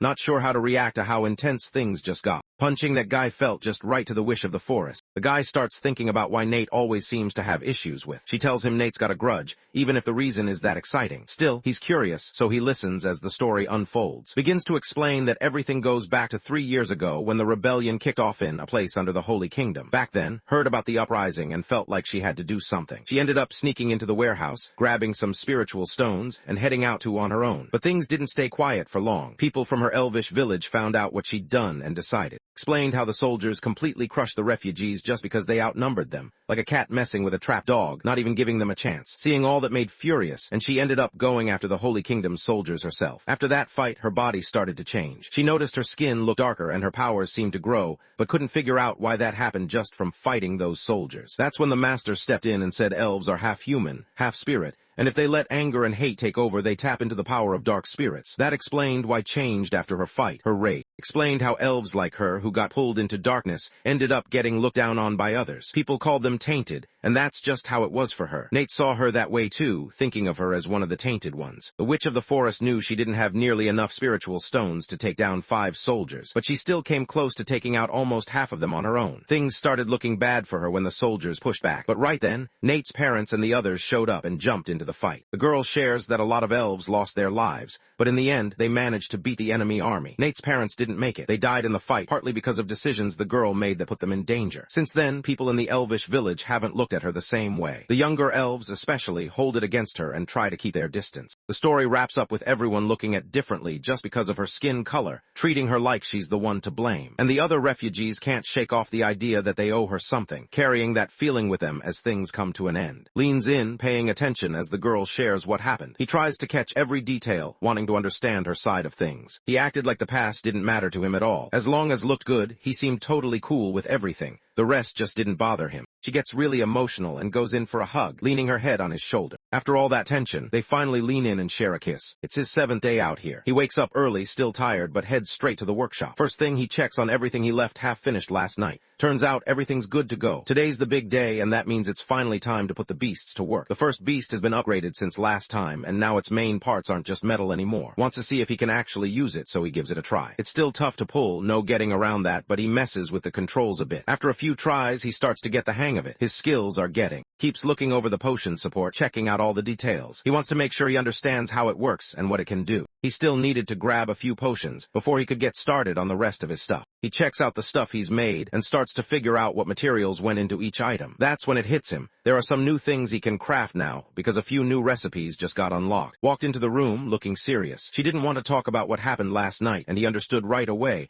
letting it go without bringing it up again. After that, they both sat down at the table, getting ready to eat in silence. The girl wondered if the man had already wrapped up making all the, and he nodded, letting her know it was done. After that, they headed out for the refugee site with Era tagging along. The group started climbing up the mountains, hoping to find more minerals for making arrows. Didn't waste any time. He got straight to work and managed to pull out almost all the minerals without much trouble. The boy jumps up and lands right on top of a big rock nearby. The girls hang out downstairs while he heads off on his own, chipping away at the rocks as he mines. Neither of the girls really understood what was going on. Even the elf looked like she was about to lose it with all the stuff was doing. Couldn't even wrap her head around it all. Meanwhile, acted like it was no big deal. Decided to start gathering samples. Wanted to know what kind of samples she meant. The master explained that needed both medicinal and poisonous herbs since her alchemy and medicine were a big help for the refugees. Headed back to mining. When he checked his inventory, he saw that he'd already collected a bunch of minerals. Talks about how he's gathered a ton of iron, some copper and silver, and even a bit of. When he mentions who's busy sorting herbs on the side, immediately pays attention to him. The boy lifts his hand and reveals a piece of ore, holding it out so everyone can see. The girl puts her hands on it, and suddenly, she just doesn't want to let go. Stood back, watching everything play out from a distance. He decided he could hand that ore over to Aura. She can't stop smiling as she grabs the ore, her eyes lighting up with excitement. Heads out of the room, looking pretty upbeat. Watches her go and thinks about how someone like who knows magic and alchemy will probably find a lot more ways to use that stuff than anyone else. Right then, the refugees show up and can't believe what they're seeing. The whole place looks different, like someone took a giant shovel to the land and just changed everything. Nobody can tell where they are anymore. Some of them start wondering if it had something to do with all this. Meanwhile, the human checks out his list of potions, trying to figure out what to do next. He looks over his stash of potions and gunpowder, checking out what he's got. After a bit, he spots a kind of gunpowder labeled black. It might be the kind that doesn't make any smoke. He always makes sure everything looks really good. Starts doing exactly what she does, trying to act like an alchemist. He watches her closely, then jumps in, copying her every move, clearly wanting to join in on whatever she's doing. She checks out the potions the boy has. He goes through them, showing what each one does. The gold potion is supposed to cure diseases, the red one helps with life or maybe health, and the green one is for healing poison. The purple one one, though, is actually a poison itself. Air was curious about the life potion, wanting to know what it actually did. The guy explained it was just for healing up wounds, pretty straightforward. The alchemist kind of gave him a look, not really believing how simple that sounded, then started asking about the poison healing potion. She wanted to know if it worked on any type of poison. He just nodded and said it should take care of whatever poison you get hit with. The girl was next, wondering about the disease-curing potion. She asked if it worked on all kinds of diseases. He told her it would handle any disease, no matter what. Couldn't help himself. He wanted to know more, even if he tried to play it cool. On the other hand, looked like he was getting more and more irritated every time almost spoke up. Walked up to him and told him to give her everything he'd made. He passed her a basket packed with all the potions he'd been working on. With the basket in her hands, turned and left, looking pretty satisfied as she carried it away. Tends to think things through. While he's off in his own head, training kicks off for everyone else. The refugees line up and try out the beasts, using fire arrows and aiming at some wooden poles. They're all testing to see if they can actually handle the gear. Rook hangs back, keeping an eye on everything from afar. He keeps his hands busy, quietly working with some threads, staying out of the main action but definitely not missing a thing. The fairy witch comes over to see him. She notices him hanging around and seems curious about why he's there. Right then, he's busy weaving some lines together. She watches him, kind of confused about what he's up to. He just keeps going, explaining that he's got to finish what he started earlier, like he's just picking up from where he left off. Tourist points out that certain things have to be put together, remembering how in survival games, claws always come in handy, especially when someone's hurt. Using what he knows, he manages to stop the bleeding. The girl keeps her eyes on him, really paying attention, and also glances at the boy, noticing his clothes are in pretty rough shape. The young guy is grateful for her looking out for him, but he can't shake the feeling of being watched by the master. She suggests they head over to the communal warehouse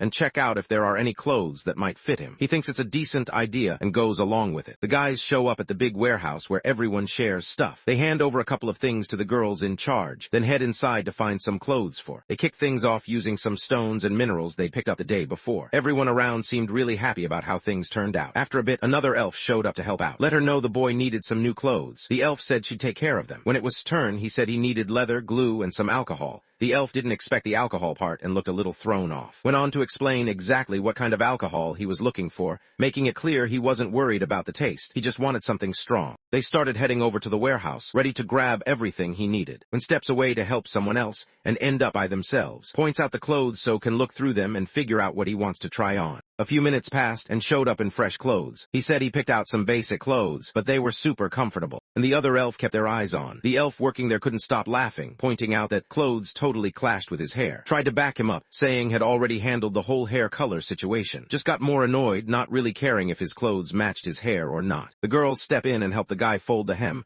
making sure his clothes fit just right. With their help, he ends up looking even sharper. He just shrugs it off, not really bothered as long as he's comfortable. While the refugees kept working through their tests, showed up again. She didn't seem in a rush, just hanging around like she was waiting for someone to arrive. And head back and notice the Cyclops girl hanging around. They're both a bit confused about why she's there. Turns out she was just waiting for them. Carried a bunch of potion baskets, moving carefully so nothing spilled. She told that she'd already tried out the potions he gave her. She'd used them on some animals and in a few areas she owned. The Cyclops kept talking, letting him know she checked all the potions he'd given her, and they worked just like he said they would. Still, she wasn't totally sure about any weird side effects, and said she'd need to keep an eye on things going forward. The potions start working fast, and she's totally lost on how to judge if they're good or not. Meanwhile, tries to figure out what she's even talking about. The two started talking about the potions, and everything good they could do, just like mentioned earlier. Looked at the boy and called him out, trying to make him see that medicine isn't something you mess around with. She wanted him to understand that handing it out without thinking is careless. And when it comes to medicine, you have to treat it seriously because it's about people's lives. Right then, Air's eyes started to water and he broke down crying. The girl nearby looked really touched by what was going on, and just stood there looking confused and a bit scared since they couldn't figure out what was happening. Out of nowhere, the Cyclops started bawling even harder. She kept saying she felt really sorry for. The protagonist, feeling totally lost, turned to, hoping she could help him figure out what was going on with Air. Listened as the mistress told him to head out to the work area and grab the potions. He could tell she wanted him out of the room, probably so she could look after on her own. Without saying anything, picked up the potions and left, trusting the mistress to handle things. As he walked over to the work area, the boy couldn't help but think Era was seriously smart. The hero notices that the Cyclops' head comes up with ideas way faster than she can actually do them. Because of this, her skills really stand out compared to the other royals. The boy kept thinking about his conversation with Ara earlier. She wanted to try out the potions but later changed her mind, saying it wasn't safe anymore. He honestly couldn't figure out what was up with that. While he was still trying to make sense of it all, Ara showed up again, this time with Melty, and the three of them said they needed to talk to him. Everyone's just hanging out around the table, bottles of water and cups scattered between them. Looks over at, wondering if maybe S been a little jealous of what he can do. The group keeps talking, the conversation rolling on. He started thinking about why he felt jealous. Maybe it was because everything he knew about medicine didn't come from alchemy, which everyone saw as this super strict and serious thing. Era tries to pull herself together and explains why she broke down. She points out that didn't just wake up with powers, he had to give up everything for them. Even after saying all this, she still feels sorry about what happened. While the Cyclops keeps talking, looks over and sees that Melty and aren't saying anything. They're both really quiet, which isn't like them. Starts to wonder what's going on with them. Melty stays quiet, lost in her own thoughts. After hearing what Era said, she starts thinking hard about everything, trying to figure out how she really feels about it all. She kept trying to get her point across. Only got his powers after coming to this world, but that came with a price.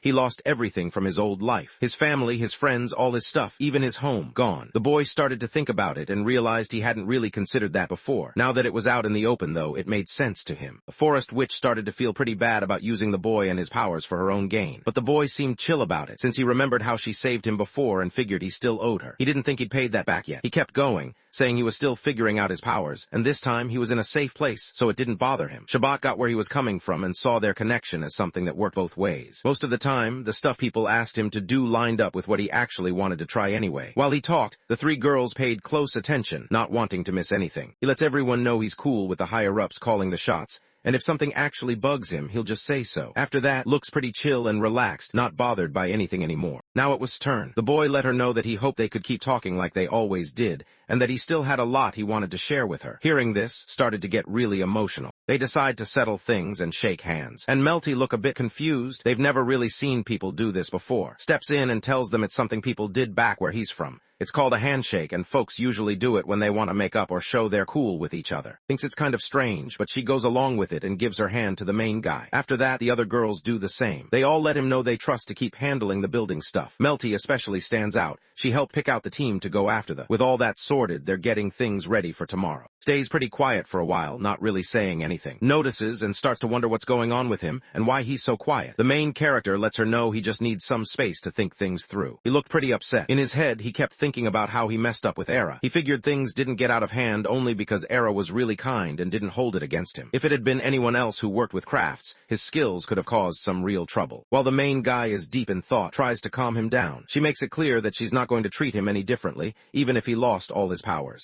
The elf points out that things could get even worse if holds back and doesn't use all of his powers. She told the boy not to stress about the small stuff and wanted him to be himself, even with all the elves, Cyclops, and other people around who were different from him. The forest witch promises to look out for no matter what. Even if her powers end up making her an outcast just because she wants to stay close to him, she's not backing down. She's ready to stick with no matter how things turn out. Realizes there's no way out of this, seeing how serious is for his sake. Even though he knows she's just trying to help, he can't shake off the guilt. In his mind, guys are supposed to be the ones who comfort girls, not the other way around. Later that night, the main character decided to stay up and get the crossbows and arrows ready. He figured he'd have to work a bit later than usual to make sure everything was set for whatever was coming next. Usually heads to bed early, wanting to get some rest. Meanwhile, the main guy insists on wrapping up all his tasks before calling it a night. The elf tries to stay up and let him know she's tired, but it's clear she can't keep her eyes open any longer. Before she knows it, she's already fallen asleep. The next morning, everyone was up before the sun, getting ready to hunt for. As they moved out together, no one really said much, but each guy knew just how risky this was. Every step felt tense, since they all understood that things could go wrong fast, and there was a real chance someone might not make it back. The orcs soared above the trees, heading straight for them, and the other refugees kept waiting, tense and restless. They knew they had to show up soon if there was any hope of stopping the monsters. Everyone was on edge, keeping an eye out for any sign of help. When they finally appeared, the group spotted them right away. Everyone's eyes are on the forest, and soon, people start picking up on weird stuff going on out there, like some odd sounds coming from between the trees. Trunks crashed down out of nowhere, and the ground opened up right in front of them. Out of the chaos, a showed up, making this insanely loud noise. Quickly figured out the monster was trying to catch them off guard. Everyone knew they had to move fast if they wanted to avoid getting swarmed by those giant bugs. Let the others know her plan. She would swing around and go in from the back while the rest kept the bugs distracted. Everyone understood they had to make sure the swarm didn't get out of control and start distracting the animals, making sure their attention stays on them. While the animals are focused, she sneaks around, getting ready to launch her move from behind. The main character stands there, unsure of what to do next. Orc fired his crossbow, aiming arrows at the giant insect, hoping to slow it down. While that was going on, the first got attacked and ended up hurt. The insect, now aware of Orc, and turned its attention straight towards them. Orc didn't hesitate. He bolted, sprinting as fast as he could to get away. Though didn't move, move. He just stood his ground, ready to face the monster directly, even after being warned how risky that was. Watching the chaos, said he had an idea. As they approached, tossed a heavy block of bricks right in front of the monster. They ran into. And the orc look at what just happened, and both seem pretty grossed out. The next image pops up, showing a pile of bricks with stuck inside, his head smashed in. Starts thinking about how in games he'd usually hand this situation over to someone like Mr. World Spikes, but he figures nobody would actually bother with these guys. The orc seems confused, not really sure who this Mr. World Spikes person is. The boy points out what World Spikes are like. Here, they're just 3 sharp wooden blades sticking up from the ground.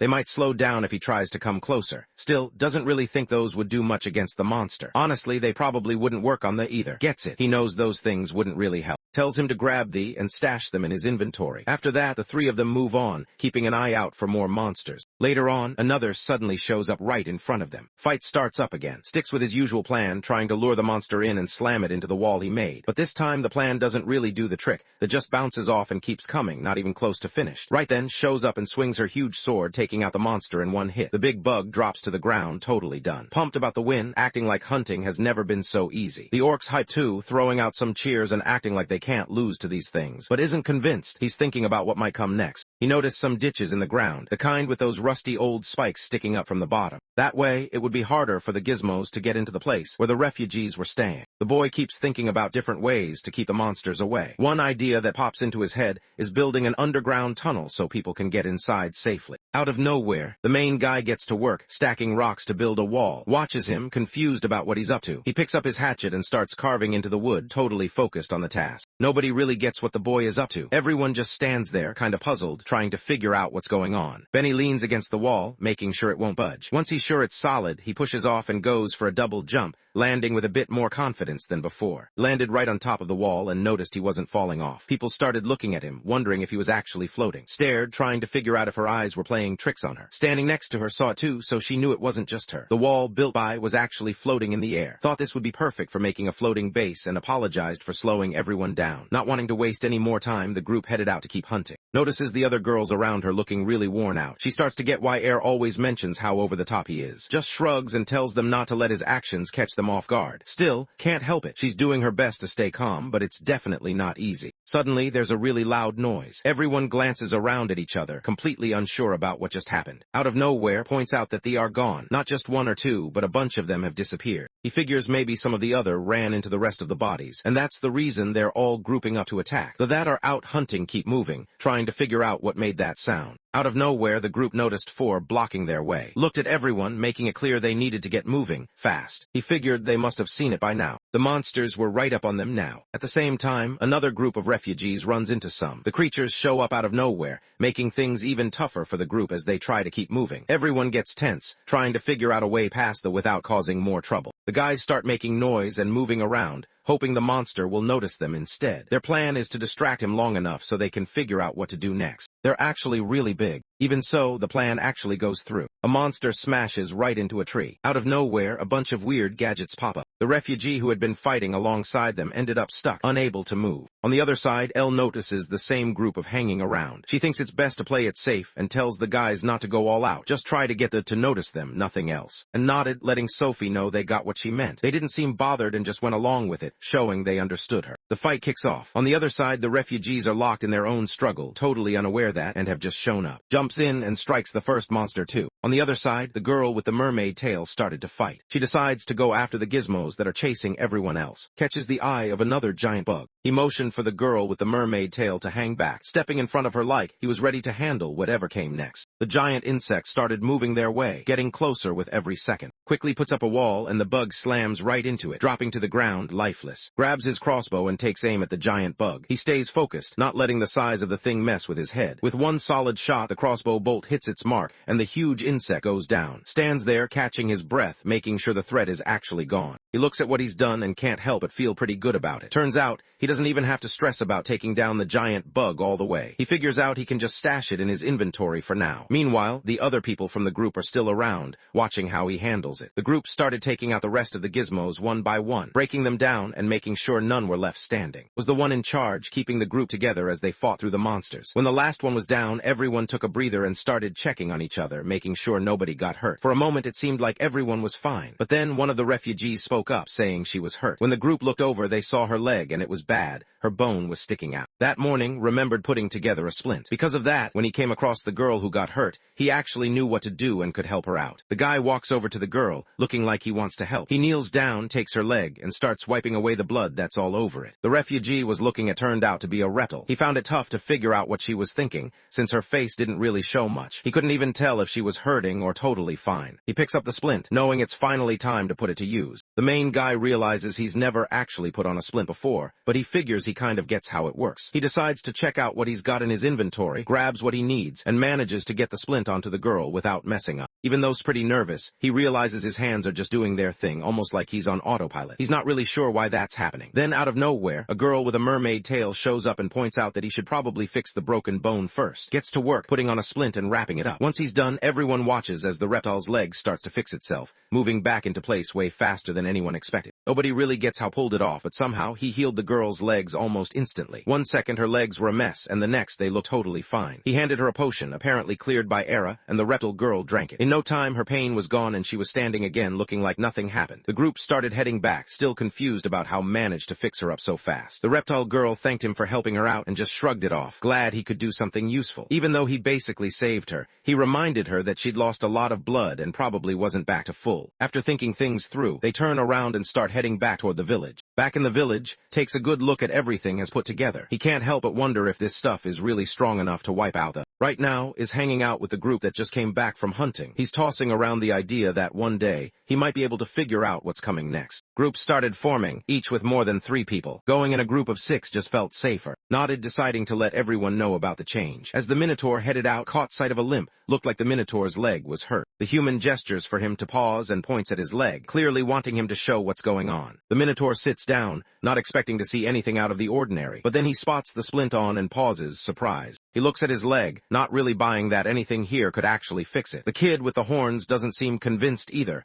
thinking that just putting a splint on won't really do much. Both of them sit there, not sure if this idea is going to work at all. Even though things aren't easy, keeps at it and puts the splint on the boy's leg. Doesn't like it at first and tries to argue, but eventually he gives in. Not long after, his leg starts to feel a lot better. He just stared at his leg, totally confused. It didn't make any sense to him. 1 minute it was hurting, and now it was fine, like nothing ever happened. He kept looking at it, trying to figure out how it healed so fast, but he just couldn't wrap his head around it. He stands there, pretty surprised, trying to figure out how actually managed to do it. The boy let him know that he had already helped patch him up. Just to be safe, he handed over a potion and suggested he drink it. The Minotaur follows through, realizing the human boy isn't as lame as he first thought. He realizes the potion actually tastes pretty good. Shabbat takes a look at his leg, checking to see how it's doing. The Minotaur moves his arm and realizes the pain has disappeared. He flexes it, kind of surprised it works now. The horned man watches him, thinking this whole thing feels like some weird magic. He heads off to let everyone else know the group's splitting up, planning to thank properly when there's more time. Speaks up, tossing in his thoughts. She can hardly believe how easily the human fixed people's legs. Watching him work, she starts to think he might actually be able to help anyone who needs it. The forest witch scolds her, making it clear she's not happy. Thinks about how awesome it would be if everyone who needed healing could actually get it. Maybe that would even help them fight better. But honestly, he's pretty surprised at just how well things turn out. On the other hand, wants to share the gizmo meat and hopes she can talk it over with Melty first. The girl showed up, looking kind of like a goat, with some strange meat slung over her shoulder. She glanced at it, trying to figure out how much she actually had, and someone let her know that it was a pretty decent amount. They count everything up and see there are 9 in total. Looking at the pile, they figure that if they add some salt to the meat, it should stay good for a longer time. The master explained that as long as the meat stayed in its inventory, it wouldn't go bad. This caught everyone off guard. They weren't expecting that. After hearing this, Melty decided to have tried it out too, asking him to put some potatoes in his own inventory. The boy agrees, but then he gets quiet, thinking things over. He's honestly relieved that is his master, because if Melty was in charge, he figures he'd probably be stuck working non-stop, like he'd just sold his soul or something. Everyone lines up, hoping to grab a piece of the gizmo meat. Right there in the crowd is a girl named, not far away, starts waving some people over, getting ready to help patch them up. She trusts her own eyes, tells him that one of the people needs to help is a girl who lost her leg because of some weird device with an antenna. Looked over at, hoping she could do something about the girl's leg. He set up his splint, trying to keep his hands steady. Not long after, the injury started to heal, the leg slowly getting better right in front of them. The The human stood back and waited, hoping the fresh air would help the girl feel better. He steps up and starts calling the shots. He finishes putting the splint on and then uses his healing power. After a few minutes, the rabbit is up again, hopping around like nothing happened. It seems totally fine now, not bothered by the injury at all. Just stood there frozen, watching everything happen. He couldn't move or say anything, not until it was all done. People start lining up outside the tent, all waiting for it to heal them. After a while, everyone gathers around the table to eat together. As they talk, some folks start doubting his powers again. They say it doesn't really make sense and that what he can do seems almost too much. While everyone's chatting about it, quietly takes notice. The Corps that had gone out to the forest was already back,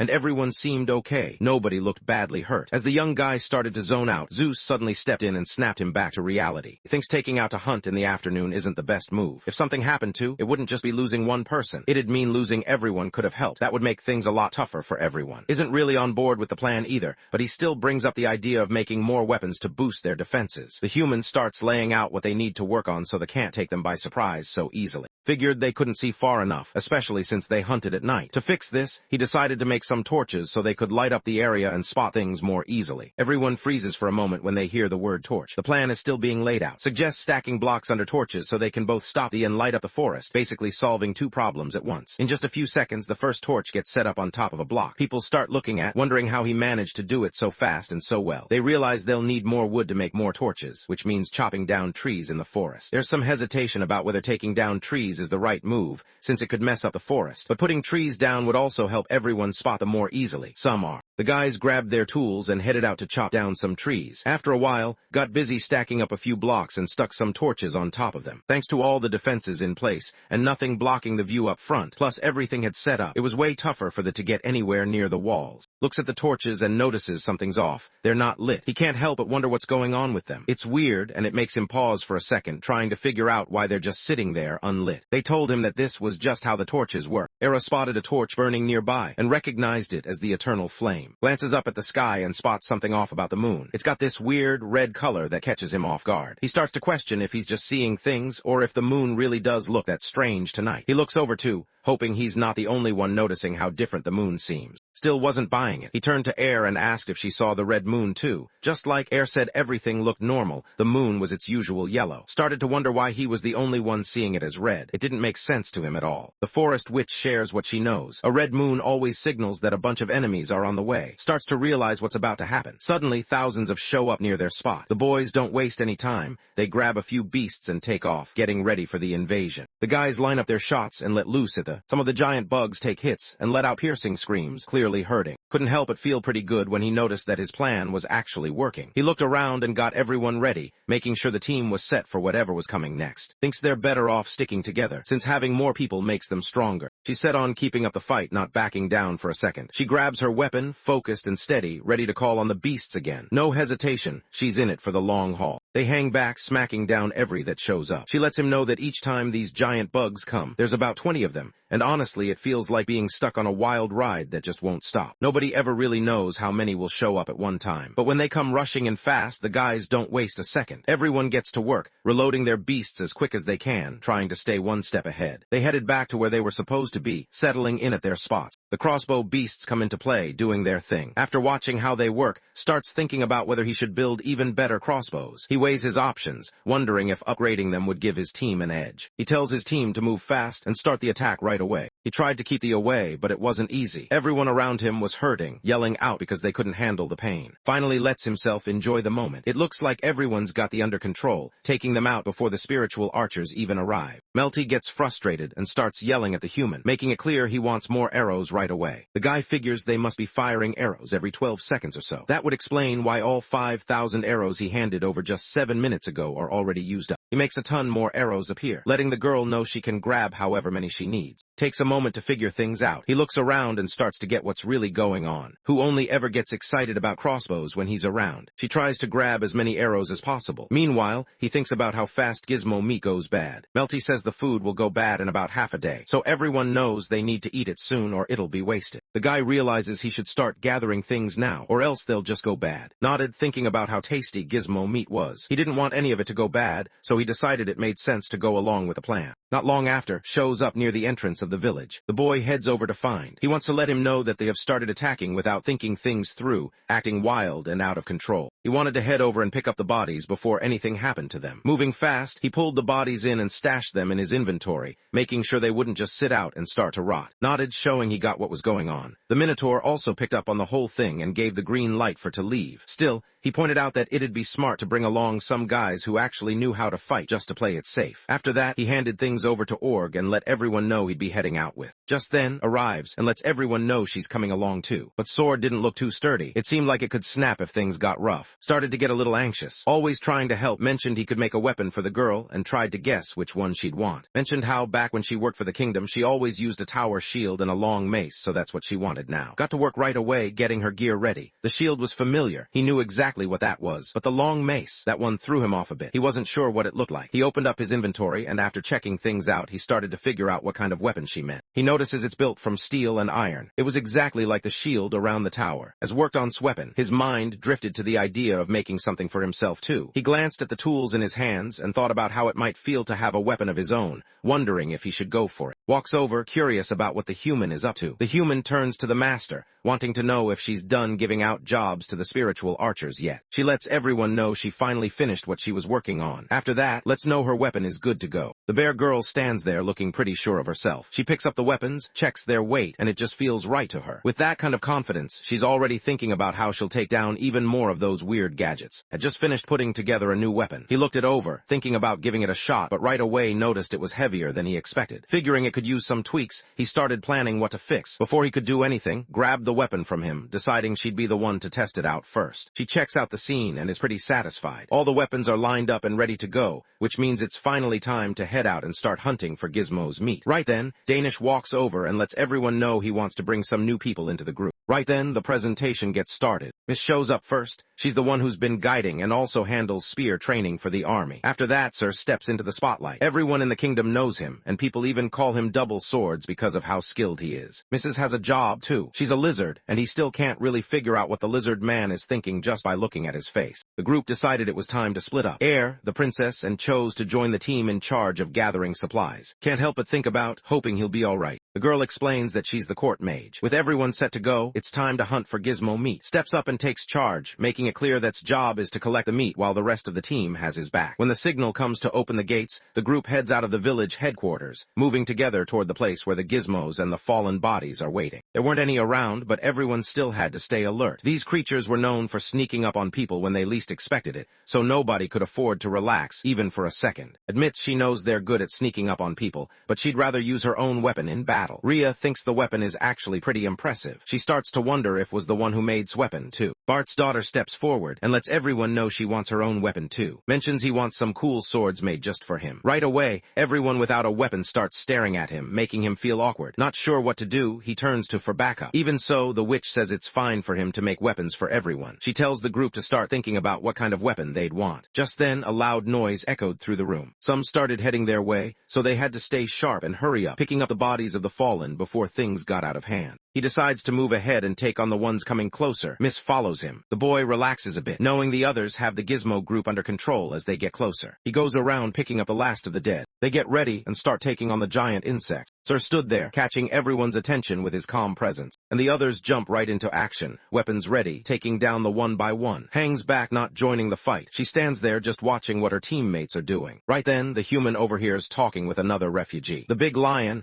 admits he couldn't collect the bodies because they were too messed up to even recognize. Tries to figure out what the guy meant by pulp. He's a bit confused, not sure if it's something serious or just a weird choice of words. When he looks over, he sees the girl used so much strength that the bugs ended up squished under her hand. She shows up out of nowhere, and suddenly, the sky goes dark. Lightning flashes all around as a huge storm rolls in, making everyone stop and stare. Couldn't believe what he was seeing. Magic wasn't something he'd ever seen in real life, so watching Air pull it off right in front of him totally caught him off guard. He turned too, hoping she'd be as impressed as he was, but she just watched without much reaction like it was no big deal. Realized this was probably the first time he'd actually seen magic up close. Before this, the only time he'd ever really witnessed anything like it was when healed him. The elf points out that Air's magic is way more powerful than what most people ever see. Like, it's usually only court mages who can do stuff like that. Hera's face lights up after the princess compliments her. She can't help but smile, feeling pretty good about herself. It's not every day someone like the princess notices her, and that small moment boosts her mood. Starts thinking about what people say about him. Everyone always calls him interesting, and he can't help but wonder why. Everyone else around seemed way cooler than him. Eden always talks about how training makes anything possible, especially when it comes to magic. She believes if you put in the effort, you can do pretty much anything. Still, the forest witch isn't impressed. She gives her servant a hard time, making sure they know when they mess up. His mom points out that if he's got time to sit around thinking about stuff, he might as well get to work. He nods and heads out to gather up the gizmo bodies. Later on, once things had calmed down, all that came together. Everyone who tried to attack was taken down right then and there. They headed back to the village together. So far they've gathered 216. That's a lot. Enough meat to keep everyone in the village fed for more than 100 days. The group feels pretty good about it. Now when they add meat to the soup, it actually tastes way better and everyone enjoys it more. Everyone was pretty grateful too. With the weapons he put together, most of them could finally handle themselves in a fight and go hunting. It made things a lot easier for the whole group. Everyone kept bugging about making weapons, even wanted one. She wanted a staff made out of something called, which left confused since he'd never heard of it before. Then, she gave him back the metal piece he had handed her earlier. The guy looks at the piece and can't help but think about whether he's actually able to make the staff that goes with it. It's a big question in his head, and he's not totally sure if he's got what it takes. He decides to give it a shot. He turns to the rest of and tells them to picture their ideal weapons. One by one, they start sharing what they want, describing the kind of gear they think would be cool or useful for them. Some talk about size and shape, others mention features or how the weapon should feel in their hands. Everyone has their own ideas, and they all seem pretty pumped to see what they'll end up with. Next up was, the human turned to her and wanted to know which weapon she was interested in. Just smiled, looking pretty chill, and it was clear that she trusted's choice. For her, anything he made would be good enough. The boy didn't back down and kept pushing her to come up with another idea. After thinking for a second, she suggested that bringing a blade might actually work. He remembers that last time, he told her he was planning to make a scimitar. Now, the idea pops back into his head,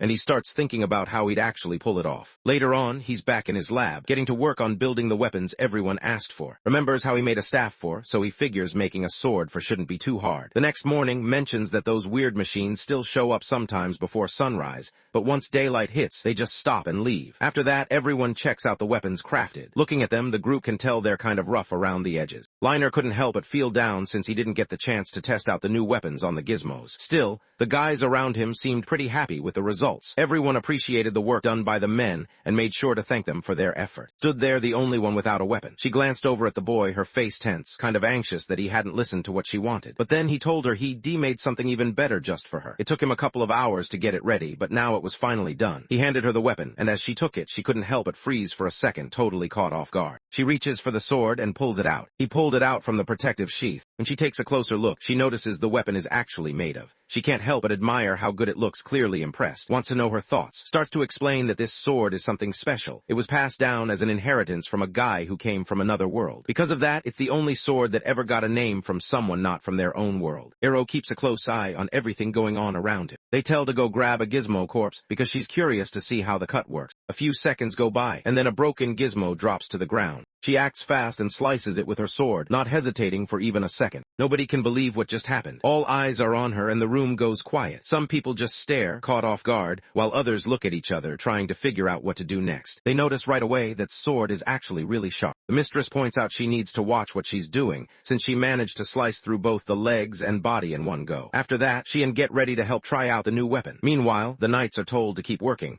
but they're also reminded to take breaks so they don't wear themselves out. Everyone's busy working, kept busy, putting together some gear to help out with the fight against the gizmos. He focused on the task, grabbing whatever supplies he could find and making sure everything was ready for when things got tough. He checks out his skill level, curious to see how much he's improved. Checked his stats and noticed he'd leveled up way more than before. His strength had shot up to 120, and he saw he had 12 skill points now. Curious, he scrolled through his achievements and realized he'd unlocked almost all of them. Some of these gave him extra points for strength and resistance, so both went up by 10. That boost let him actually see the exact numbers in his status now. He started looking closer at all the achievements he got. One of them stood out, Womanizer. Apparently he'd been friendly with more than 5 girls, so the system slapped that label on him. He wasn't happy about it at all and thought there was no way he fit that title. Ben thinks back and realizes that everyone he's come across so far, except for, has been pretty much the same. He noticed that even some of the older women seemed interested in him, but he tried not to think too much about it. Scrolling through his profile, he spotted another thing that stood out, a badge showing he survived survived his first red moon. He starts to think about whether these gizmo attacks are going to happen every week. He tries to push the whole thing out of his mind and moves on, not wanting to dwell on it anymore. He tried to keep it together, hoping he wouldn't get more worked up. Walked in right then. She looked serious, with that determined face everyone knew. She told the group she was going to talk to the elders about fixing up the wall, making sure it was stronger. Everyone could tell she meant business, and her confidence made the others feel a bit more hopeful about what might happen next. The boy starts thinking about collecting clay so he can make more stuff to help defend their place. Is all in, ready to help out with anything he needs. She seems pretty invested in making sure he stays safe. Decided it was time to head to bed, but before that, he wanted to check in with. As he stood up and started towards her, suddenly reached out and grabbed his arm, stopping him in his tracks. He turned around, and right then, she leaned in and kissed him on the mouth. Hera's face tightens up the second he brings up another girl's name. It's obvious she's not happy about it at all. For her, it's just the two of them, no other options, no one else in the picture. She can't stand it when he talks about someone else, especially another girl. Even though he tries to say sorry, she's still annoyed. In her mind, saying sorry doesn't fix it after you mess up like that. She wants him to always put her first, not get distracted by anyone else. Suddenly grabs the young guy by the collar and drags him into a room. Without saying much, she pushes him onto the bed, making him get on all fours. He can't help but wonder if this is really how it's supposed to go, feeling a little confused about the whole situation. She pulls down his pants and gets behind him. The boy doesn't get what's going on and freezes up for a second. By the time he realizes, it's already happening and he panics, but there's no way to stop it now. It was the start of the final day. Stands up and the boy just sits there, still trying to process everything that went down last night. He can't really believe it all happened. But the elf seems calm and tells him there's no reason to stress out, not when she's around. He checks the time and realizes it's about time to get going, so he starts getting his stuff together to head out. The days keep passing. 11, 12, then 13.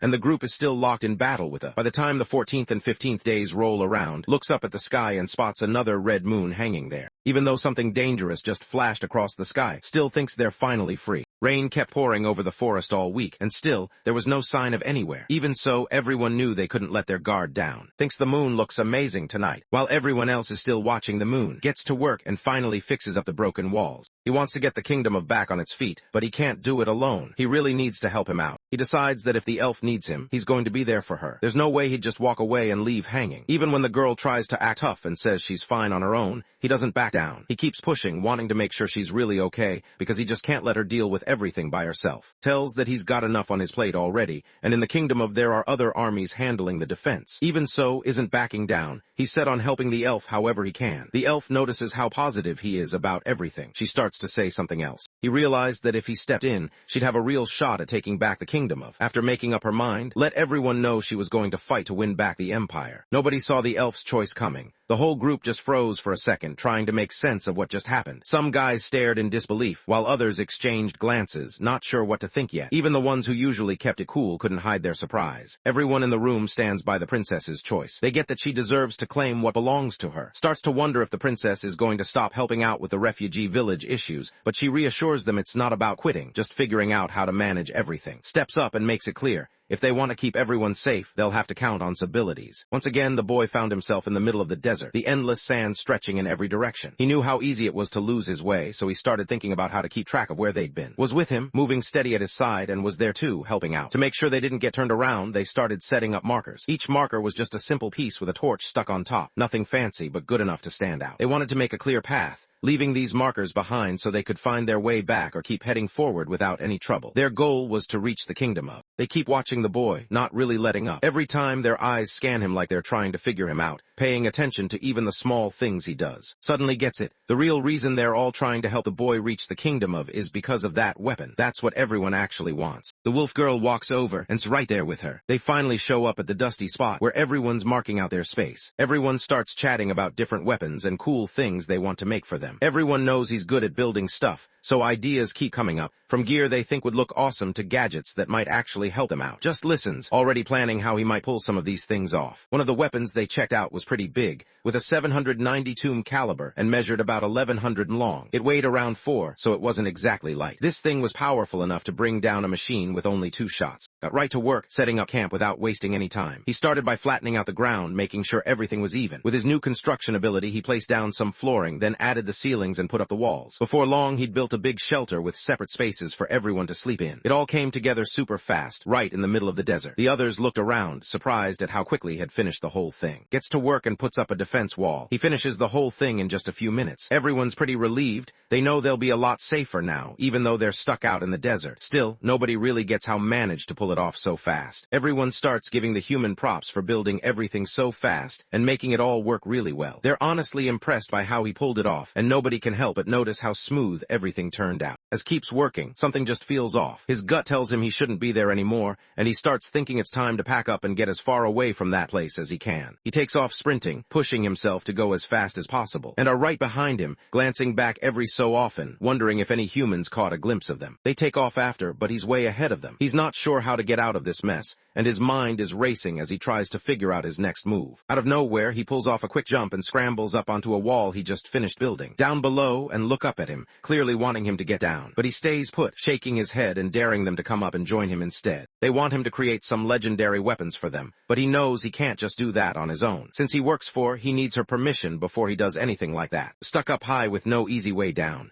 and stood below looking up and trying to figure out how to help. He wasn't sure what to do next, kind of stuck in this mess he'd gotten himself into. Then, out of nowhere, the little bird showed up. She flew over and let him know she could help him get down from the spot he'd built for himself. The little bird told she'd only help him if he made her a weapon. She pointed out that she's really no different from everyone else. Just stood there, not sure what to do next. Showed up out of nowhere, trying to figure out what was happening. Nobody expected her, so the whole group looked a little caught off guard when she walked in. Once everyone realized what could do, they all crowded around, hoping she'd let make a powerful weapon for them too. The idea of having something stronger in their hands was just too tempting to pass up. Looked at the group, grateful for everything they had helped her with. Still, she wasn't about to just give away the weapon without a second thought. Deciding what to do next, she called up to who was standing on top of the structure, letting him know it was time for him to come down. She lets him know that as he spends more time with everyone in the village, he'll start to notice what they're good at. With that, he'll figure out ways to help them stand out and show what they can really do. Figured it was probably smart to be ready for whatever might come up later. So, she told all the important people in to stick close and watch back for a while. Was cool with it,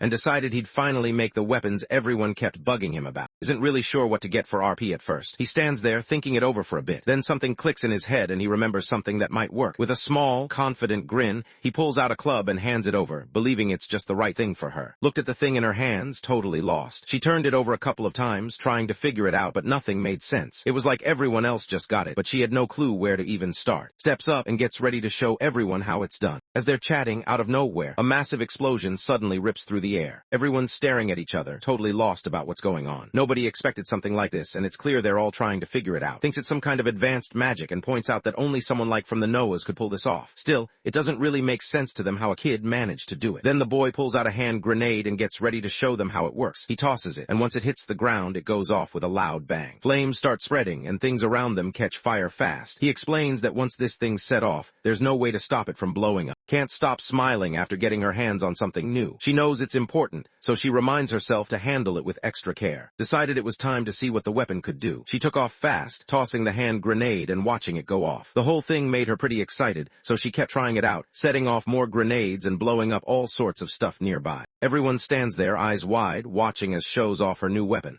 She can barely hide how pumped she is to try it out. When she comes back, the whole group can't get over what's made. Nobody ever expected attacks to come from above like that, and it's pretty clear things are going to be different in future fights. Still, starts thinking hard about everything she just witnessed. Tries to figure out what's running through her mind, but before he can get anywhere, jumps in, complaining about how hungry she is. That snaps everyone out of their thoughts, and they all agree it's time to head back. The sun was already going down, painting the sky with those late evening colors. The guys knew it was time to head out and decided they'd just come back to the spot tomorrow. Grabbed some gizmo meat and got to work. He moved fast in the kitchen, pulling everything together until he had a huge meal ready. He brings the food back to the camp he set up before. After that, he grills up some gizmo meat and makes burgers out of it. Back where he's from, it's a pretty common meal. None of the boys, elves, or any of the others had ever tried it before. Everyone digs in, finding the food easy to eat, and they show their thanks to him for putting together such a good meal. After dinner, the human pulls out some bullets and places them on the table. He mentions he needs these to test out the guns and see how tough they are. He picks up the gun gun from the table and fires, looking sure of himself. He looked at the gun, wondering how long it would actually hold up. Gets handed more of those sky-exploding weapons. He's curious to see how many she can handle without struggling too much. He wants to find out how much she can handle when it comes to carrying stuff for an attack, and then figure out how to keep the advanced wells stocked up. Meanwhile, can't stop thinking about how to make better weapons, faster, simpler, and stronger. He keeps building more spots for everyone to sit down and chill, working fast without slowing down. Can't help but stare, still struggling to believe how this guy pulls it all off so easily. Managed to put up around 20 buildings. Each one could easily fit about 16 people, since there were 4 double bedrooms and a living room on every floor. Everyone seemed pretty satisfied with how the buildings turned out, but just couldn't relax. He kept thinking there weren't enough bathrooms and decided he had to add more. Most of the refugees didn't really get why was making such a big deal about bathrooms. To them, it didn't seem all that important. Points out how important it is to stay clean, especially when there are a bunch of people all in one place. He puts together a few cabins, each with a pit underneath, so trash and mess don't pile up everywhere. It actually makes the whole place easier to keep tidy. There's a guy stuck down in a hole. People keep checking to see if he's breathing okay. He nods, enjoying how the breeze feels. He keeps digging, not really sure what he'll find, but then he hits something strange at the bottom of the well. They wanted to know if he'd found any water. He let them know that he did, and it was at the same depth as the other wells they dug before. He keeps digging, hoping the water will come back up. When he's done, he sees he's finished all 4 wells like he planned, but he still can't figure out why the desert is so empty, especially since there's water not far below the ground. Turns out the real reason behind all this was just using too many spiritual stones. Looks at what he's made, but it's clear he's not satisfied. There's something missing, and it shows on his face. Even though he put in the effort, it just doesn't feel right to him. He's already done a lot. Now he's working on setting up a farm. He keeps working on new plants and seeds, putting different stuff together to see what he can come up with next. He thinks that once everything's planted, a lot more people will have access to food that's simple and fast to get. Magic plants and seeds start popping up everywhere, growing faster than anyone expects. At this point, nobody's really surprised. They've all heard the stories about. He just keeps going, digging more holes like it's no big deal. He thinks this idea could really help water the garden. If they set it up, they wouldn't have to waste so much time hauling buckets of water back and forth just to keep the plants alive. Everything was done at last. Garden and fields near the buildings he put up right in the heart of the desert were finally done. He started thinking about how he'd get enough water to keep everything alive and make sure the wells near the seeds were filled up. Before he could even figure out a plan, the well was already overflowing with water. She stopped for a second, questioning if her eyes were playing tricks on her. But it was real, had actually pulled it off and brought up water way faster than anyone expected. He explains it's just a well he built, but can't believe it. He wrapped up his work, looks at what he just made, thinking that most people probably wouldn't get it right away. He knows it's something different, something not everyone will figure out on their first look. Still, he's kind of proud of it, even if it might take others a while to see what he sees. He realized he'd just made an endless water bridge, which was kind of wild. When came back, she mentioned that she'd gone through all 500 cartridges without any serious issues. The weapon still worked just as well as before, so nothing really changed there. Feels pretty good, knowing he can count on the weapon to last through at least one fight without any big problems. While he's checking things out, he notices a field that wasn't there before. She's surprised, since she never saw it earlier, and now some plants are already starting to grow. The girl couldn't believe how fast everything had come together. Before she could even process it all, was already calling her over, wanting her to try something else. He kept testing out the weapon he built for her, trying it out in different ways over and over. He kept checking if she could handle the weapon since it was heavy,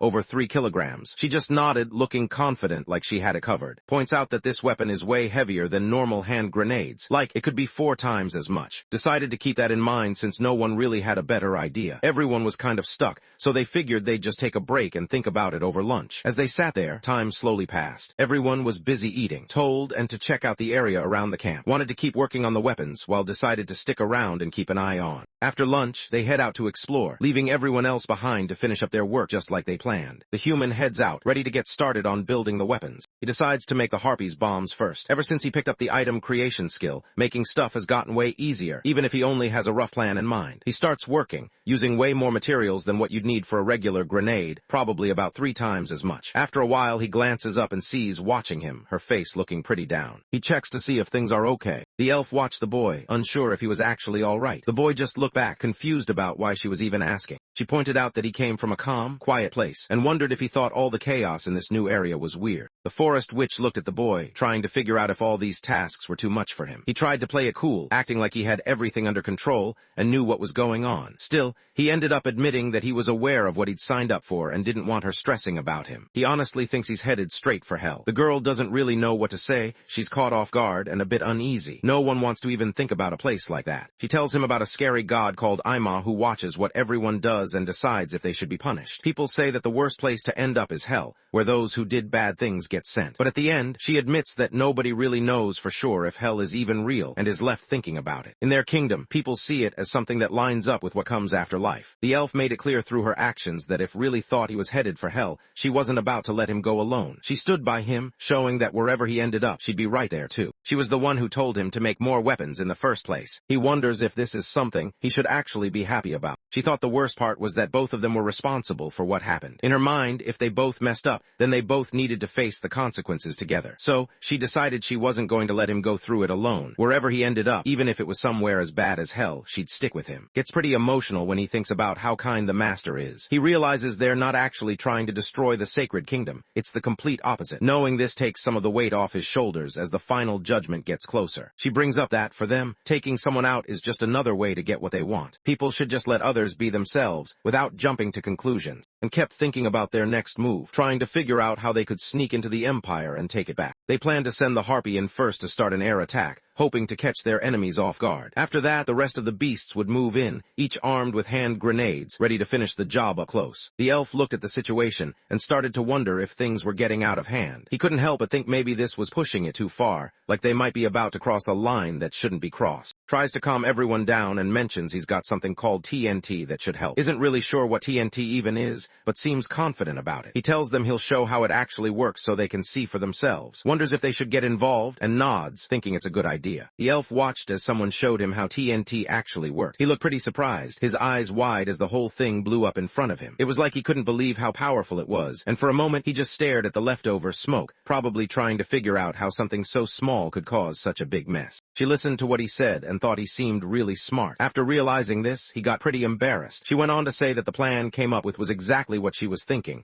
especially with a rifle involved. Getting what she wanted was going to be a lot simpler now. Dan and the rest of the group gathered to figure out their next move. The Minotaur wanted to know how many bases they'd actually need if they were going to take back the kingdom. The girl thought about it and settled on 3. She started breaking down what each base was for. One would keep the supply line running and handle talks with the elf village. Another would be their main headquarters, and the last one would sit right on the front lines, ready for action. Everyone listened, already trying to picture how it would all come together. The master decides she's going to set up the first base about 5 days, walk from kingdom, way out in the wild area known as Omen. She nods, letting everyone know she's on board. With that, the plan moves forward. The Minotaur stands there, focusing on every word. He's not distracted or zoning out. He's actually paying close attention, his eyes following along. Even though he's this huge, intimidating guy, right now he's just listening, calm and serious, waiting for what comes next. Did the same. Started to wonder how she was supposed to pull off taking back the kingdom, planning an invasion, and still look out for all the refugees counting on her. Laid out how everything was supposed to go, and after hearing it, everyone felt like it could actually work. Right then, Melt puts her hand up, wanting to hear more about's farm. The elf lets her go ahead but tells her it's better to ask himself. He's a bit confused, especially when he notices his master looking away, clearly trying not to get involved or answer Melt's questions. He listens to his master and starts to lay out the farm plan. Step by step, he breaks down how everything should be planted and what needs to be done to help the crops grow faster. He doesn't skip over any details, making sure everything's clear and easy to follow. Melt just shook her head, making it pretty clear she didn't have anything else she wanted to ask. Points out that growing and harvesting that much in a field the size of a soccer pitch is actually pretty impressive. When they show off the grains from farm, everyone notices how huge they are. It's not what they expected at all. Melt compares it to a normal harvest, saying it would usually take 3 days to get that amount of grain, but pulled it off way faster. The girls still can't believe how much they got, or how big the grains turned out. She jokes that should just keep making new fields nonstop. The boy shrugs and thinks if it was up to her, he'd probably be stuck working in the fields forever. Everyone cracks up, and Melt playfully wonders if that. Air showed up and the girl just stared ahead, her eyes empty like she was barely there. She wanted to know if there was anything, maybe a potion or some alchemy trick that could help plants grow faster. The guy shakes his head, saying he's only using water. The girl gets pretty frustrated. She tries to use alchemy to make her fields grow faster, but nothing happens. Was getting tired of everyone asking question after question. She looked around and asked if anyone else had something to ask. When no one spoke up, she let the group know it was time to move and told everyone to follow the path ahead. The elf kept going over the game plan for how they'd take on the Holy Kingdom. Once everything was mapped out, the group figured it was finally time to move out. Suddenly, the place got pretty loud as everyone started raising their voices. Stepped in, letting everyone know that over the past 3 days, they'd managed to bring 50 people along for the ride. He and his crew headed out toward the wild lands of, pushing forward until they made it to their first base. Over the next 3 days, the Rube group got busy, working hard to make their farms bigger and better. After that, they headed out to check out more of the wild areas around. After walking for hours, figures it's finally time to stop and set up camp. Clearly annoyed, motions for the boy to get back to what he was supposed to be doing. The sun's almost down, and she doesn't want to waste any more time. He gets right back to work, barely taking a breath, and soon there's a new campsite set up like he's done it 100 times before. Everyone knew was on another level. If he showed up, any craftsman would probably start doubting themselves just because he was that good. His skills had a way of making even the most confident guys second-guess their work. Projects started looking different as he added something new. Noticed the change and got curious, watching as pointed out the tall structure. It turned out to be a water tower. Not only that, had also put together a bathroom, making his setup look a lot more complete than before. After a long day at work, everyone just wants to get cleaned up and feel fresh. Ian headed off to get cleaned up. Who hadn't expected to find a proper bath way out here was honestly thrilled. She noticed how much the boy cared about keeping things clean, whether it was scrubbing the tub or making sure the place looked good, and it made her pretty happy too. Using clean water in a spot like this felt like a luxury for her. After she finished up, it was the other characters' turn to kick back and enjoy the bathroom. Everyone's pretty happy they've found water out here, especially since it's the last place you'd expect it. Spots without his clothes and wonders if he needs a hand with cleaning up. Doesn't mind the help. It's tough scrubbing down all that fur by himself, and he wants to avoid any fleas, so jumps in and helps out. As everyone relaxes in the bath, the sun starts to go down. The sky gets darker and soon it's nighttime. After checking out the area for a few days and figuring out where they could get some backup if needed, the princess points out that the spot might actually be perfect for their main base. She sees how the land is set up and starts thinking it could work really well for what they need. Couldn't shake off this weird vibe she got from. Meanwhile, stared out at the horizon and noticed they had wandered farther from their base than planned. Wanting to double-check where they were, used some kind of magic and suddenly, a giant eye appeared in the sky. Was curious about it, so explained it was a special spell meant to spot any magic activity in the area, stuff that normal people would never pick up on. The eye zoomed in on the fire they'd made earlier and mentioned that the fire was more than just for warmth. It was actually an old way people protected themselves from demons. Remembers a night when they ran into the Black Forest, and that was the point when finally stopped chasing them. The place where they ended up that night is kind of fuzzy in her mind, and a girl named also remember being there when it happened. Iris just shrugs, looking a bit lost, like she honestly doesn't remember. Tries to brush off what happened, saying she doesn't remember anything after using up all her magic. She acts like it's not a big deal, and the group just laughs it off. The mood gets lighter, and everyone seems to chill out a bit. The princess noticed the campfire burning in the middle of nowhere and started to wonder what it was doing out there. Told her this kind of fire used Earth's Veen magic, something people hadn't used for centuries. The fact that it still worked caught her off guard. Sylph figured the campfire was left over from the old days, back when the Omen Empire was still around. Quickly catches himself and explains that what he found isn't actually a relic. It's more like a device made for watching changes in nature's patterns. The whole point of it is to spot any shifts, so can send in their forces when the time is right. Hears the news and it really gets to him, making him uneasy. Warns him not to let it get out, and knows he has to step up and handle the situation himself. Gets asked if she can figure out exactly where they need to go. She nods and uses her magic, which starts pointing the way forward. The group follows her lead, walking for a while until magic orb comes to a stop. She lets everyone know they've made it, but the spot they're looking for is actually below their feet. Without wasting any time, grabs a shovel and starts digging down. He hit a layer of stone, and knew right away they'd made it to the spot they were looking for. Without wasting time, he made an opening in the stone so everyone could get through. After climbing down, the group finds themselves in a big stone room. There's another blocked path ahead, catching their attention. Looks around and points out that it seems like they're looking up at a ceiling. Self tells to get back to work, so starts digging again. It takes a bit, but eventually he manages to break through the ceiling, making a hole right above where they had just been standing. They peek through the hole they just opened up and spot some underground ruins. Inside, there's a big hall that actually looks pretty solid and well built. Two huge warrior statues stood on the front wall,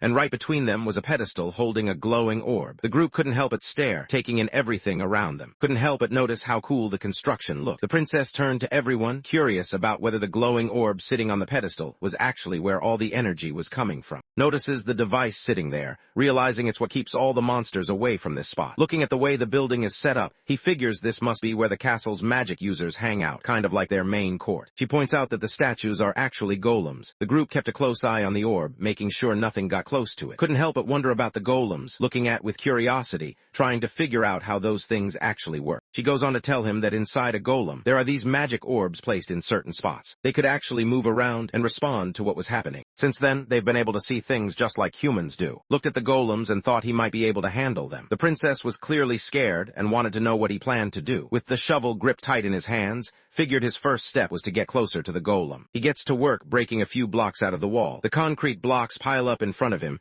and he sizes them up, thinking about his next move. He lines them up to look like steps going down. He moved in, getting right up next to the golems. Taking out the core of each golem was easy for them. After that, the group followed the staircase that had made, heading down toward the the altar where the orb was waiting. She felt uneasy about how did things, while he stood his ground, thinking that smoothing out the highs and lows was just how someone like him, who'd been through a lot and made things happen, was supposed to deal with stuff. Most of the guys actually get where he's coming from. He stood there checking out the orb with a steady look, like he knew exactly what he was doing. He explains that they can handle the mechanism now, but it's better to head back up and get some rest first. He puts in charge of putting together a spot where everyone can crash for the night. There was a door in front of them, shut tight, and none of the guys knew what was on the other side. All they could do was wait and hope everyone was okay now that they'd made it back up. Gets to work and puts up 2 new buildings, using what he knows. In a section of the second building, he sets up a room with a bunch of furnaces. He plans to use them for making materials he'll need later. Checks through his inventory, hoping he's got what he needs. Looks down at his arms, knowing they'll get tired soon. Tomorrow, he's supposed to start building a base that's big enough for 3,000 people. The thought hits him. He's been running on empty lately. It's not just tiredness, it's that pressure building up inside, the kind that comes from having way too much to handle. Sometimes, he just gets annoyed and uncomfortable in places he doesn't really want to talk about. Can't seem to focus lately. He keeps trying to convince himself that it's normal for women to share rooms, but it still bugs him. Every day, he and see each other, but when night comes, they go their separate ways. Not too long ago, they were just starting to work together, trying to help the kingdom get back on its feet. Now it's been more than 10 days since has even talked outside of their usual routines. For him, that feels way too long. Was lost in his own thoughts when she suddenly showed up. He hadn't expected to see her there, so he froze for a second, caught off guard. She noticed right away and wanted to know what he was up to and why he looked so jumpy. Tried to play it cool, saying he just wasn't expecting to see her heading toward the furnace. Glanced around, clearly embarrassed to be caught there. She admitted she'd come because she was lonely. Then she checked in on, wondering how he was holding up. Turns out he was just as lonely as she was, and both know things are kind of awkward between them, but they decide to stick it out and spend the night together anyway. Meanwhile, over in the big city where all the important stuff happens, someone slips into a fancy room at the palace. Inside, Thee is just chilling in bed, not alone, but surrounded by a group of women. The scene is pretty casual for him, but it's clear this is a spot where secrets get passed around. The informant let his lord know that things were getting rougher for the people in the church. The fight with the Empire was dragging on, and it was starting to take a toll. Sorcerers were getting killed in the battles, and everyone kept asking for more from them. The archbishop, trying to figure things out, turned to the informant to get the latest news about what was going on in the empire. Before the informant gets a chance to answer, the landlord jumps in and says things are going smoothly in the Black Forest. There's going to be a big batch of test subjects soon. If they can push these guys to turn on each other, they'll be able to collect what they need from them. As soon as he gets the message, the informant finishes up, pointing out that the top spot would go to the landlord. Then, the informant turns to the archbishop and brings up a question, wanting to know if he's noticed how everyone's suddenly into pets and animals lately. Recently, had attacked the area near the Great Desert of. Out by the desert, even just 1 or 2 demons could wipe out an entire village. That's all it would take. Nobody would be safe, and everything people built could be gone in no time. The informant gets what he needs to do and gives a respectful bow. A week after work began on the main base, they teamed up with 6 important people from the Empire. Melty greets everyone as they arrive at the massive construction site. She explains that the boundaries for the project are already set, and she hands a set of plans for what he's supposed to build. Meanwhile, slips out of the grip of the guys who were holding on to him, finally able to stand on his own. He turns and makes a break for the exit, determined to keep running no matter what. Doesn't waste a second, quickly telling everyone to catch him before he gets away. Barely makes it 5 steps before he's caught again. As he's pinned down, he can't help but notice how strong the guys are who got him. After getting caught again, ends up inside a tent. Somebody hands him the plans for the project, showing off all the technical details. Looking over the blueprint, starts thinking out loud about changing the design so they wouldn't have to squeeze 16 people into a single tent. He figures it'd be way better to build normal houses instead. Melty likes the idea and says she wants to help build those houses too, maybe making them for 4 or 6 people each. Feels a little overwhelmed when he realizes there are 3,000 people to house, but Melty tells him not to stress about it. She explains that everyone works together and there's no need to rush things. At this place, everyone puts in a regular 8-hour shift each day, and working extra hours just isn't a thing. They even get 2 breaks to chill and rest up. Not really buying it, throws out a sarcastic comment. Melty fires back, acting like it's common sense and pointing out that she's always been straight with. He couldn't shake the feeling that something wasn't right. His gut kept telling him there was more going on,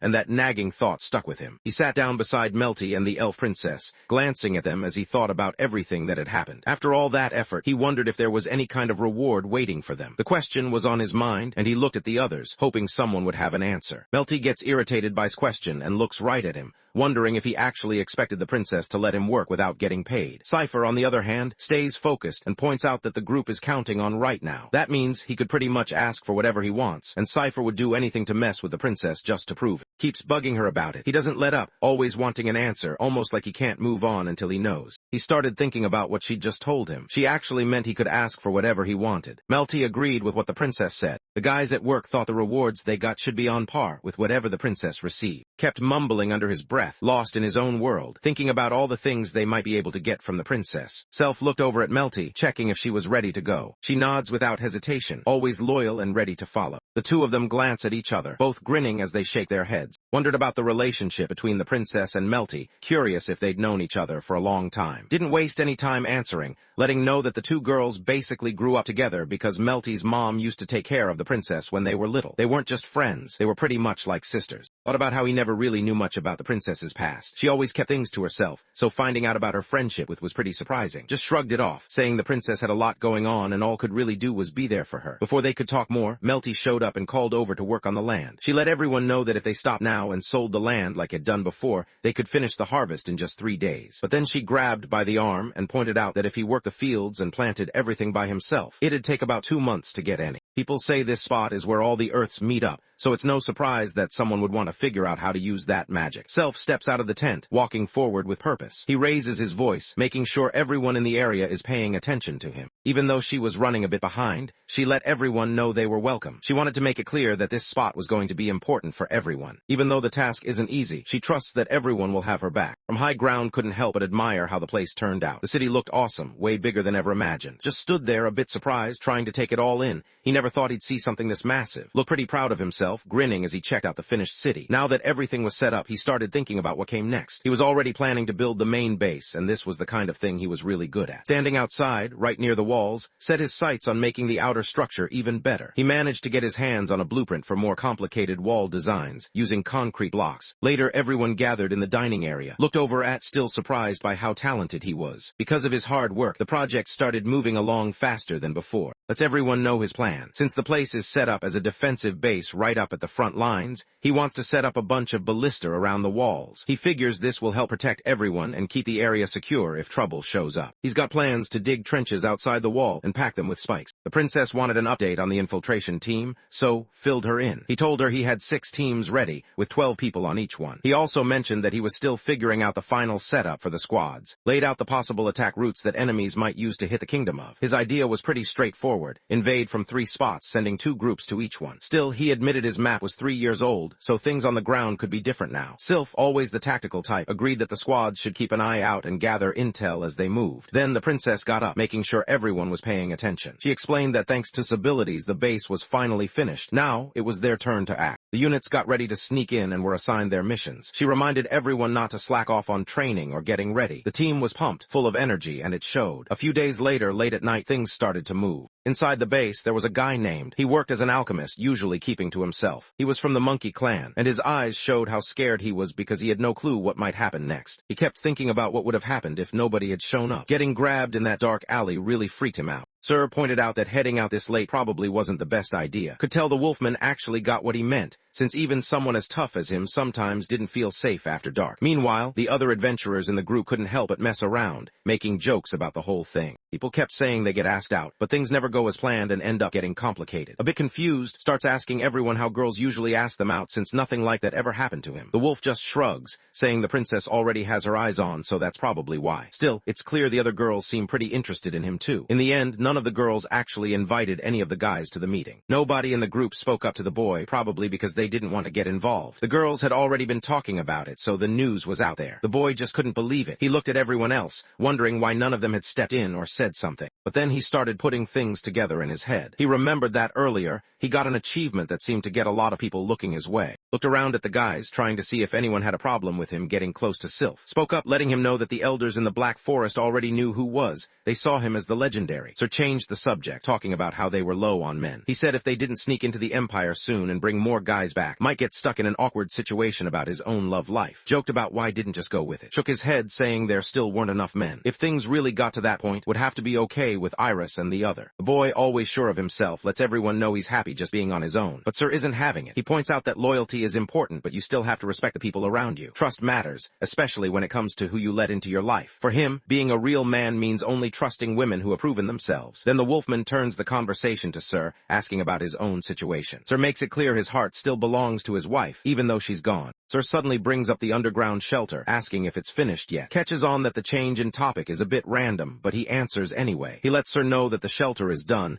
and they've already stocked it with food and water. Everyone started to get nervous thinking about the operation coming up tomorrow. Noticed the tension, and decided to break it up by sharing some stuffed cookies he brought along. As everyone tried the treats, the mood shifted, and people started tossing out compliments about how good they tasted. Someone was at the door, and it turned out to be Groot knocking. The man comes in and looks around, searching for the boy. She let him know that she'd finished working on the magic stone engine. The boy thinks it all sounds pretty good, but he's still not sure how it'll actually be set up with the technical plans. Just as is deep in thought, suddenly grabs his wrist and pulls him outside. The change catches him off guard, and as they move, his mind starts to wander. He wondered if this could turn into something more, like maybe another relationship starting up. Everyone else probably feels the same way, judging by the smiles on their faces as they watch what's happening. Keeps guiding Kazoo by the arm, weaving through the crowd. Kazoo hardly notices where they're going. He's caught up in his thoughts, thinking about what might happen with this new relationship. On the far side of the base, the princess let everyone on the infiltration teams know that it was time to get started. After the others head out, turns his attention to her. He lets them know the liberation forces have started moving and are finally taking action. The princess brings up that there's something important they need to do first. The boy looks at her, curious, wanting to know what it is. He starts to think that maybe, after all that's happened, it might just be easier if he left as well. Dan realizes he can't just use his powers whenever he wants. He has to save them for the really important moments. So every time he gets the chance to use them, he knows it's all about learning and getting better for next time. Decided the operation had to keep going, no matter what tried to pull. She figured she'd find another job for him if she had to. Even with all the trouble, the kid still mattered to the team. She always put his safety first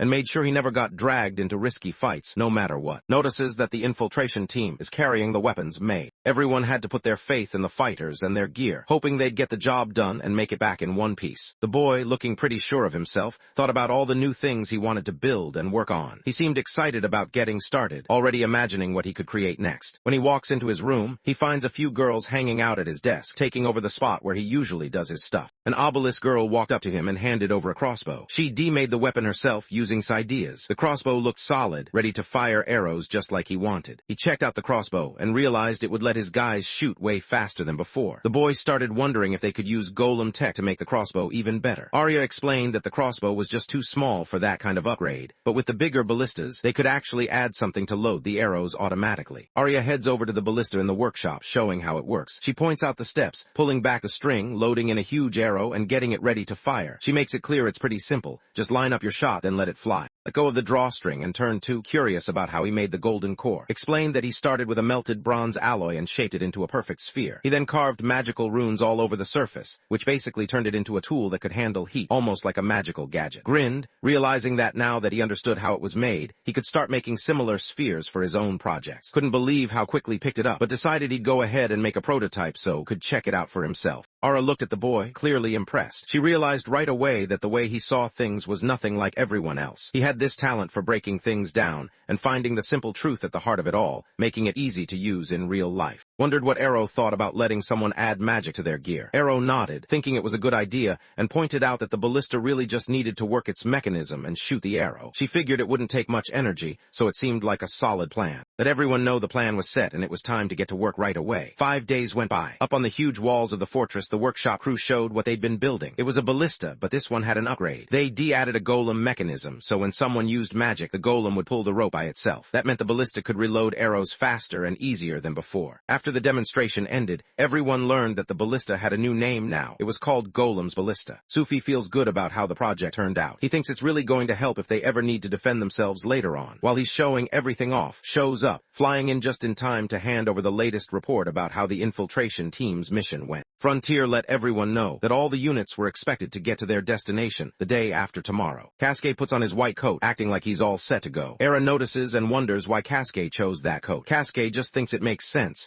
especially since they're about to talk with the doctor. Suddenly, walks in and lets everyone know the liberated ones have shown up, checking if the group is ready to move. As soon as the freed people showed up, they needed to write down their names and where they came from. After that, there were clothes to hand out, so everyone got something to wear. Anyone who looked hurt was told to head over to the tent in the back back, where someone could patch them up. Inside the tent, Cascade was busy checking out the potions, trying to figure out what each one did. He was focused, almost tuning out everything else until showed up and brought in someone who needed help. That snapped Cascade back to the moment, and he got ready to see what was going on with the new patient. Everyone's caught off guard when they see him, helmet on like any regular guy. Era shoved everyone back, keeping some distance between himself and the group. Explained that Cascade was actually human, but he'd always been on their side. Still, one of the liberated ones couldn't help but wonder what the whole point was. Why bring them to this place just to leave them with a human anyway? The question hung in the air, making everyone uneasy as they tried to figure out what would happen next. People started yelling at Cascade, their voices rising with questions and threats. The tension in the air got heavier, and Cascade could feel all eyes locked on him, waiting for his next move. At the same time, over in the workshop, the princess stood with and she let them know they did a good job and wanted to make sure everyone was okay. Told her that one of the 12 from the 5th platoon made it back without a scratch and nobody got hurt. But she also explained that the team ran into a bunch of problems while sneaking in. Every base sitting between the kingdom and the Omit Stone started paying way more attention than usual. People there kept their eyes open, not wanting any trouble to slip by. Then, out of nowhere, launched an attack inside the kingdom, catching everyone off guard. Late at night, 2 platoons snuck in while it was still dark out. They didn't bother with the roads. Instead, they pushed their way through the bushes, keeping quiet and out of sight. What they saw wasn't quite what they had in mind.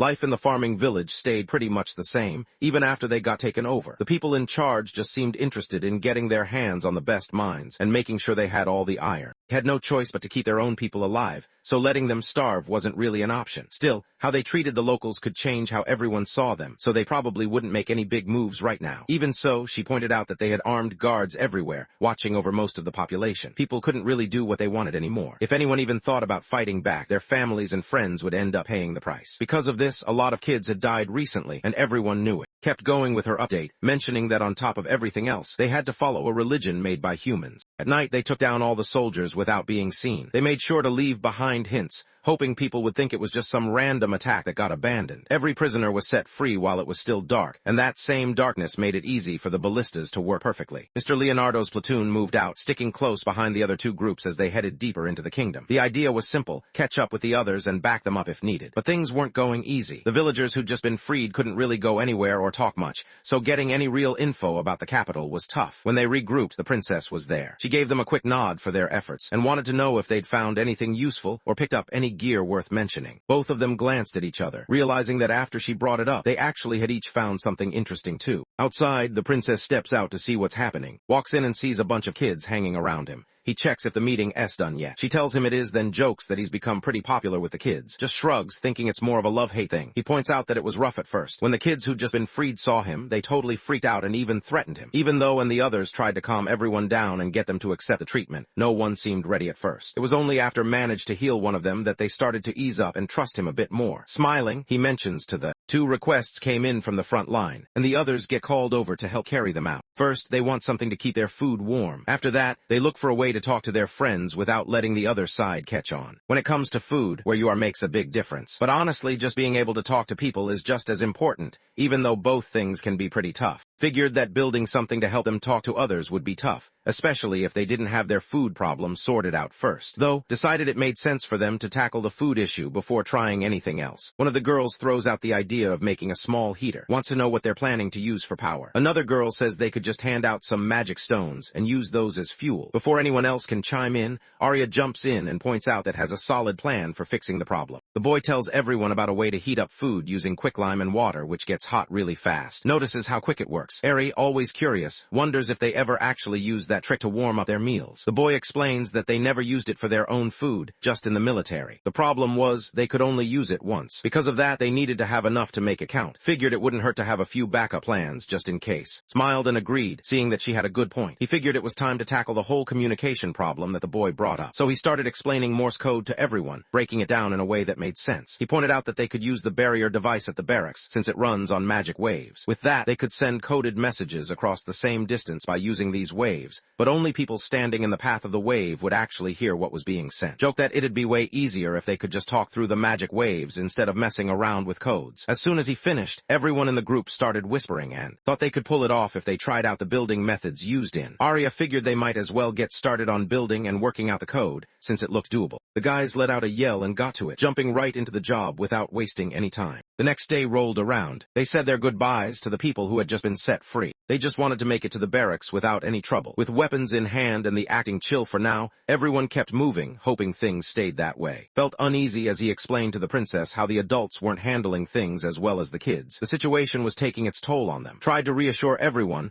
reminding them that once they got to the barracks, they'd finally get a chance to eat, rest, and get their strength back. Rested his hands on his neck, acting pretty relaxed as he shared that a bunch of guys had been with him earlier. Now, everyone had already headed off to the barracks, which meant was still stuck dealing with all the tough stuff. The princess, not really sure what meant, started to wonder what he was talking about. In the workshop, the princess acted like she got where the boy was coming from. Out of nowhere, she switched things up and wanted to know if he liked anyone else besides her. The boy admitted that, yeah, there were a lot of pretty girls around, and he couldn't pretend he didn't notice. But before she could get upset, he made it clear she was the one he cared about most, and he wasn't interested in anyone else. She felt a bit awkward, thinking she wasn't really the girly type and doubting her own looks. The guy noticed and started pointing out all the good things about her, hoping to cheer her up. A moment later, the princess puts on the dress, hoping it'll make her look good. Notices her and thinks she looks great. He's proud of how she looks and wants everyone to see her just like he does. He pulls her out so everyone can see her in the dress, and she just wants to disappear. When shows up and starts saying nice things about how she looks, it only makes things worse. She's even more embarrassed and can't handle it. She ends up locking herself in a room, leaving standing outside, totally confused about what to do next. Turns to MILF, hoping she has a plan. She suggests that maybe all the girls should wear the dress, not just her. To help the princess settle in, gets creative. Her idea actually works. Soon, every girl at the base is walking around in skirts, dresses, and all sorts of different clothes. The place looks totally different now,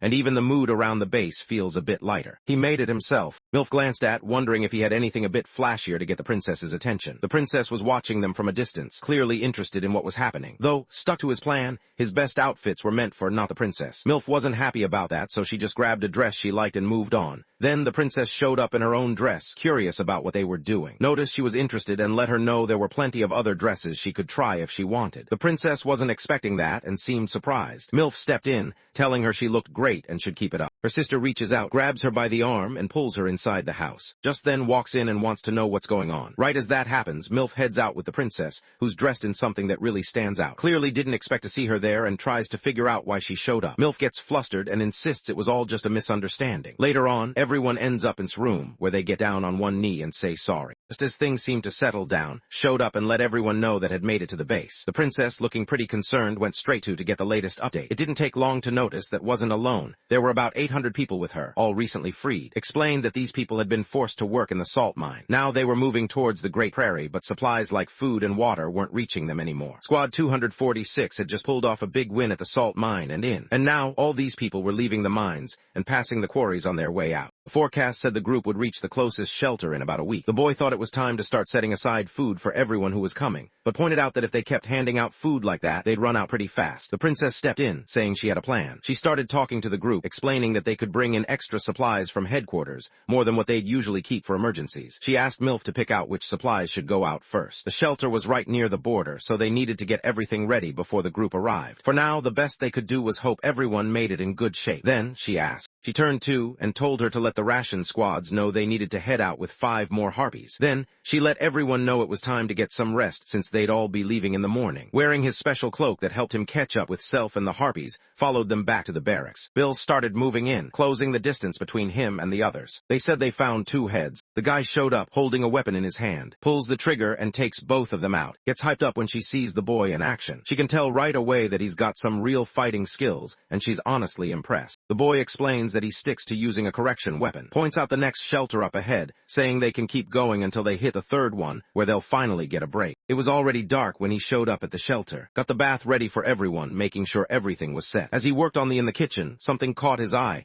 A feather sitting right there in the dish. One of the harpies looked pretty embarrassed and motioned for him to return the feather. As he held it, he couldn't help but notice how cool it looked. He realized he might have made things awkward and felt a bit bad about it. But the girl let him know that if he liked the feather, he could keep it. Once she agreed, the rest of them handed over their feathers to him too. The princess noticed something different about his eyes and wondered about it. He explained that back home, he used to collect bird feathers when he was a kid, and seeing these feathers brought back those memories. Hearing that made all the girls want to sink into the floor. They glanced at each other, faces turning red, not sure where to look. The princess switched things up and told everyone it was time to rest. People started getting ready for bed, settling down for the night. Soon drifted off, falling into a deep sleep. In his dream, he found himself out at sea, but there was something weird about it. He was surrounded by soft feathers, almost like he was floating between the ocean and a giant pillow. But just as he started to settle into his dream, the harpies showed up and started bothering him, pulling him back to reality. They nudge him awake just as the first light slips through the window. The room still feels heavy with sleep, but the sun's starting to show, bright and new. He blinks against the light, rubbing his eyes, trying to catch up with everyone else already looking outside. He gets up and heads out to join the others, but something feels off. He's more worn out than he was yesterday, and his body just feels weirdly loose. He tries not to think too much about it, brushing it off as nothing important. Maybe he's just overthinking things. The harpies showed up to say good morning, acting friendly as usual. The princess was there too, but she didn't bother to look at him or smile. She just gave a quick cold greeting and kept her distance. Notices the harpies' eyes shining as they look at him,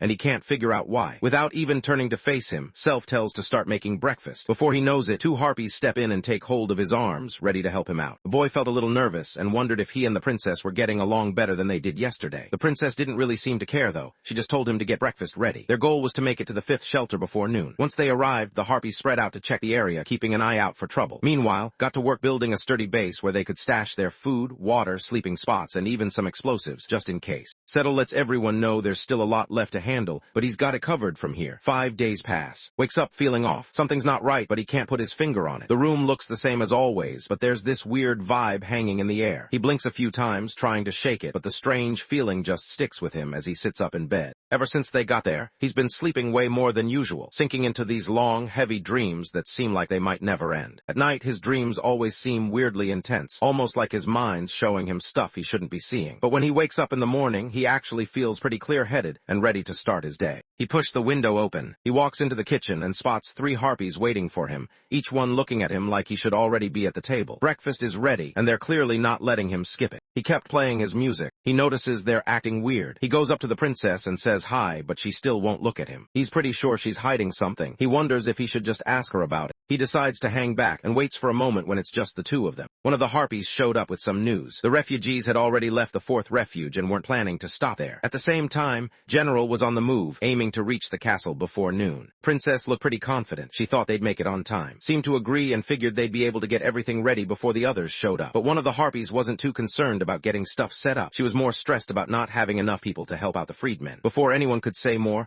another harpy rushed in and dropped some bad news. The troops were being hunted down by the Holy Kingdom's army. They haven't caught up yet, but they're getting closer, weapons ready. Sir and his team are up in the sky, backing everyone up from above. They're flying steady, keeping an eye out for trouble and making sure their friends on the ground have cover. With them watching overhead, the others can move forward without looking over their shoulders every second. The princess smiled as she looked at, clearly thinking this was the right moment to act. She nodded her thanks to Flick and for bringing her the latest news, then told them they could take a break. Glancing over at the other 3 harpies, she signaled that they'd be heading out soon. Stepped up, telling everyone to get ready in the square. The group started moving, knowing it was time to prepare for whatever came next. Sir and stood right in front of the troops, not backing down even as the crowd of soldiers closed in. Both of them looked ready, their faces set, as if they'd already made up their minds about what they needed to do. The tension hung in the air, and even though things looked rough, neither of them flinched. Sir noticed the enemy kept firing from a distance, which was getting on his nerves. Pointed out that if it came down to close combat, the other side wouldn't stand a chance. Still, things weren't looking good because more and more enemies were showing up, making the situation worse. Sir was starting to really worry. Tried to warn everyone that if they got attacked from behind, there wouldn't be much they could do to defend themselves. As they watched, they saw the enemy troops splitting up, which made things even more tense. He figured the enemy was most likely getting ready to come at them from behind. Sir just shook his head, clearly not impressed with the choices around him. As he stood there, he caught some voices from up above, telling him to let them handle the group. Suddenly, the harpies showed up, swooping down with grenades strapped to their feet, ready to back up the warriors. They fly over to where the troops are gathered and drop the grenades, setting off explosions that take out everyone in the area. Looks at, wanting her to focus on staying safe. He hopes she'll remember to watch out for her own well-being and keep track of who's on her side when things get risky. She gets it and heads out right away. The princess gave her a serious look, making it clear she was relying on her. The boy watched the two of them, quietly hoping things would turn out all right. Sylph keeps it cool and lets him know it's all good. She's used to stuff flying around like this and has handled it plenty of times before. Still couldn't shake off his nerves, so he picked up his binoculars, hoping to get a better look at what was going on. He heads up to the top of the castle, finding a good spot where he can watch the harpies flying around. The princess catches sight of what's happening and can't help but look a bit down. The princess could tell that he looked really stressed out. He just shrugs it off, acting like it's no big deal. deal, probably because this is his first time dealing with anything close to a war. He can't help but think about how, back in his old world, he was just a regular guy.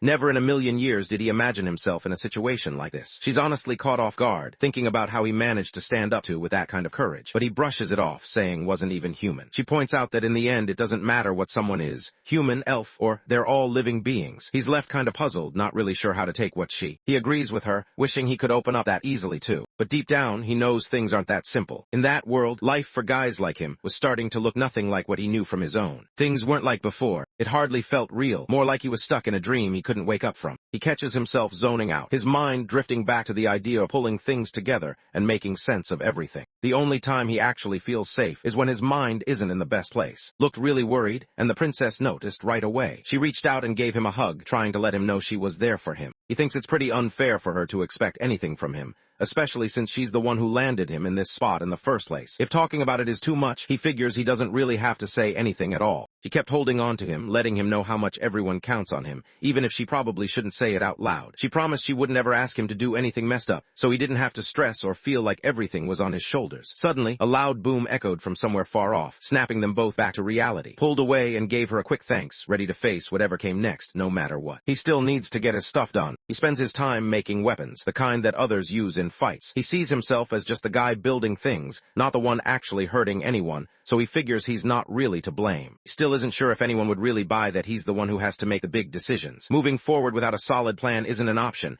and he keeps asking himself if he's the one who's supposed to figure it all out. Knows he has to do whatever it takes to bring this war to an end. The princess moves in a little closer and quietly thanks him for what he's done. Earlier, the Holy Kingdom had tried to attack, but the Harpies' bombing run stopped them cold. As the day went on, squads that had been delayed started showing up before noon, and later, people who had just been freed began arriving too. By the time they finished helping everyone get settled, it was the afternoon of the 5th day. The freed ones showed up too, joining the group. Everyone started settling down, getting comfortable and finding their own spots. The Harpies were celebrating. For once, they'd be able to toss real weapons instead of just junk. Maybe now people would stop calling them trash throwers. Showed up looking for, wanting to know if the shelter upgrade was done. Let him know everything was finished, and the place was holding up just like it should. Now the place can fit up to 500 people, but there are still some spots being overlooked that could easily let them fit twice as many. Put his hand on the guy's shoulder, letting him know he'd done well and could finally take a break. Wanted to stick around, but he knew he had to hurry over to the temporal fortress. There were a bunch of small zones waiting for him to clear, and he didn't have time to waste. Without looking back, he took off, focused on getting the job done. Looked wiped out, barely getting a second to catch his breath. Even with that, the main guy managed a small grin, trying to show he was hanging in there. He wanted to know things weren't as bad as they seemed, hoping to ease his mind just a little. Air showed up behind him, dragging his hobbit along. Right before he was about to head out, she stopped him. She looked like she had something on her mind, like there was something important he needed to see. He smiled and motioned for her to show him what she had. He wasn't really interested in the small stuff. He'd seen it all before and didn't get excited easily. Still a bit uneasy, suggested the hero take a break, but seemed confident and hinted that what she was about to reveal would seriously surprise him. Whenever the boy was around, noticed the streets felt safer than usual. When gets to the workshop, she tells everyone else to wait outside so she can get things ready for. Hangs back and starts to wonder what planning to show. Grinned, glancing over and letting the guy know to hang on. It looked like he was actually enjoying whatever was about to happen. Era ended up winning the workshop girls. The guy points to 2 backpacks, making sure the other dude sees them both. At first, he just doesn't get what's so special about school backpacks. The girls grinned and explained to everyone that what they were looking at was actually a prototype for a communication device. The boy looked pretty freaked out, wondering if he'd just seen a golem or something. But what he actually saw was something way bigger, a message from another world showing up right in front of him. The next morning, wakes up and notices the air smells different than usual. But then he catches some weird sounds coming from under his blanket. Curious, he lifts it up to check what's going on. He wakes up and quickly realizes air is lying right on top of him. It catches him off guard, and for a second he's not sure what to do. She stood there in just her underwear. He knew he hadn't done anything wrong. Both of them still had their clothes on, so nothing really happened between them. The boy sat there for a second, trying to piece together the events from earlier, his mind slowly working through the hazy memories. The night before, he'd been curious about the communication device, so he asked Era to show it to him. He wanted to know how far it could reach. Era explained that they could talk to the base without any trouble. That made him feel a bit more confident about staying in touch if anything happened. The boy goes on to talk about how cool the equipment was. Sakes admits it wasn't easy to get all the parts just right, and honestly, they wouldn't have pulled it off without this idea. Arrow stood there with a smile, looking at and hoping he'd notice how well she was doing. She wanted him to say something nice again, wanting that bit of recognition from him. He gently rested his hands on her head, showing he was proud of her. She could tell he believed in her, certain she'd grow up to be a great alchemist one day. Thought they could give it a shot for just one day. The boy was ready to haul it on his back and take it somewhere he had in mind. But before they could do anything, a girl showed up and cut them off. There was a bunch of different food laid out for to taste. The only thing he can really remember is that they kept talking late into the night, not even noticing how fast the hours slip by. But before he can really get lost in his thoughts, someone suddenly steps in and cuts him off. He pushes the window open, looking out for the guy. He looks over and spots Error lying right beside him, leaving him seriously confused. Starts to explain, looking a bit unsure. He tries to get his point across, hoping the others will understand what he means. Slowly opened his eyes, still trying to figure out what was going on. His head felt fuzzy, and it took him a second to remember where he was. Everything around him seemed a bit off, almost like he'd missed something important while he was out. When he noticed she was finally awake, he perked up and greeted her with a brighter energy than before. He looks over at her, confused, wondering what she's doing in his bed, especially dressed like that. Still sleepy, Era figured it was just because crashed first, and she liked the idea of sleeping up front too. Noticed the sheets were super thin, and she could tell the other girl was freezing. She couldn't help but wonder why she hadn't just worn more clothes to bed. Turns out, the girl just didn't like how her clothes always got all wrinkled and uncomfortable when she slept, so she skipped them every time. Wanted to mess with her a little, so he warned her to watch out, hoping she'd get a bit spooked. She knew it wasn't smart to just jump into a guy's bed like that. Things could get out of hand real fast. Could tell the boy was scared. Still, went on about how she never seemed to get mad when he was around. He always thought his quick thinking and cool ideas helped her out, maybe even gave her something to look up to. She always sticks close to him, not wanting to leave his side. Gets a little flustered and tries to explain that he's got Sylph,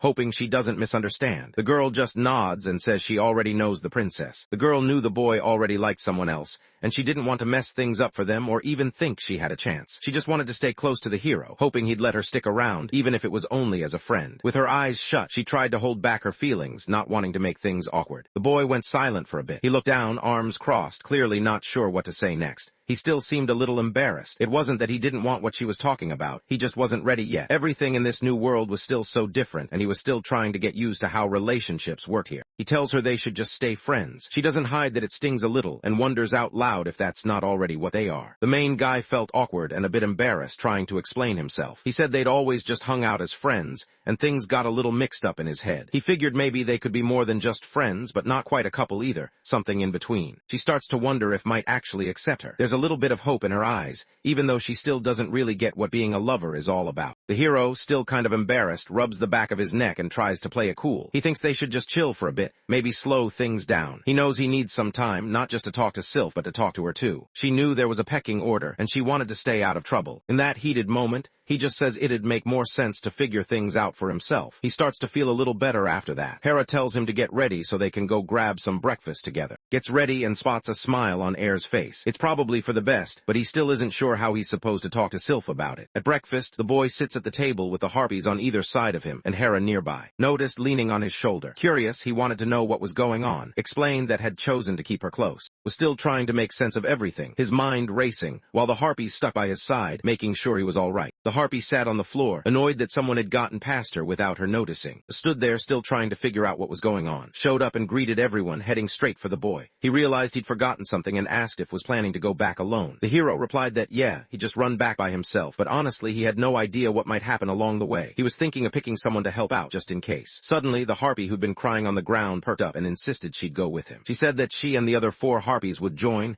and the princess when they got there. She also said it would be smart to have air support ready, just. The harpy notices, watching her. Hera stayed calm, not letting things get to her. She figured there was no point in stressing out since she still needed the princess's approval anyway. The harpy seemed cool with that, and let Hera know she'd take care of it. Couldn't help but question what was really going on. Was everyone actually talking about, or were they secretly hinting at his own situation? The whole thing left him second-guessing himself, unsure if he was missing something obvious. Donna saw what was going on, and her eyes went wide. She definitely wasn't expecting that. He figures it's best to be ready when the time comes. As he turns around, the boy can't help but wonder if maybe he's just leaving it for someone else to deal with. He grinned at, reminding him about a time when he'd said something similar. He also mentioned Catching's voice earlier, while was caught up up with a widow who was hoping for a child. Just acts like he has no idea what means, then shrugs it off and says he's got a lot on his plate. He tells to be careful on his trip, gives him a quick smile back, says he'll be fine, and heads off to grab his stuff before going out for a walk. After a bit, makes his way back to the base, where the princess is waiting. As soon as she sees him, she looks really relieved and happy that he's okay. She pulls him in for a strong hug, squeezing tight, but then lets go when she realizes she might be hurting him. She steps back, a bit embarrassed, and mumbles that she just got caught up in her feelings. Sir comes up next, still fixing his clothes, and checks with the boy to see if everyone they helped escape made it safely to the front fort. Glanced over at him, pointing out that they should have arrived by now. He held up his backpack and suggested reaching out to Era to check what was going on. The others gathered around, curious about how a backpack could help them talk to someone far away. Nobody really got it, but they wanted to see it work. When powered it up, though, nothing happened. No sound, no signal, just silence. One of the harpies mentioned that the device was working fine not too long ago, so this was pretty weird. The boy just shrugged and guessed that the magic waves probably couldn't make it all the way to their temporary fortress. Everyone knew they only had 4 days to get things done. 5 just wasn't happening. Era and her crew were busy setting up a network station, hoping it would help them talk to people farther away. Meanwhile, the princess pointed out that they had to figure out a way to stay in touch with other teams that were out of reach. She honestly didn't expect them to figure things out this fast, and even Sir still finds it hard to wrap his head around it. They carried backpacks so they could warn each other fast if something went down, like an ambush or a surprise attack. Having that heads up meant they could react quicker and stay safer when trouble showed up. Pointed out that the harpies could fly along and let everyone know if something was up. Meanwhile, the princess was carrying the backpack, hanging onto it as they got ready to move. He thinks this would totally flip the way people understand war. While they were talking, one of the harpies swooped down from above with some news. She mentioned that enemy soldiers had started moving forward and hoped they would reach the fort before it got too late in the day. Right then, the main guy starts to get scared. The princess started explaining what they were up against. There were 1,000 guys on horses, plus 4,000 more on foot and with bows, along with about 500 supply wagons.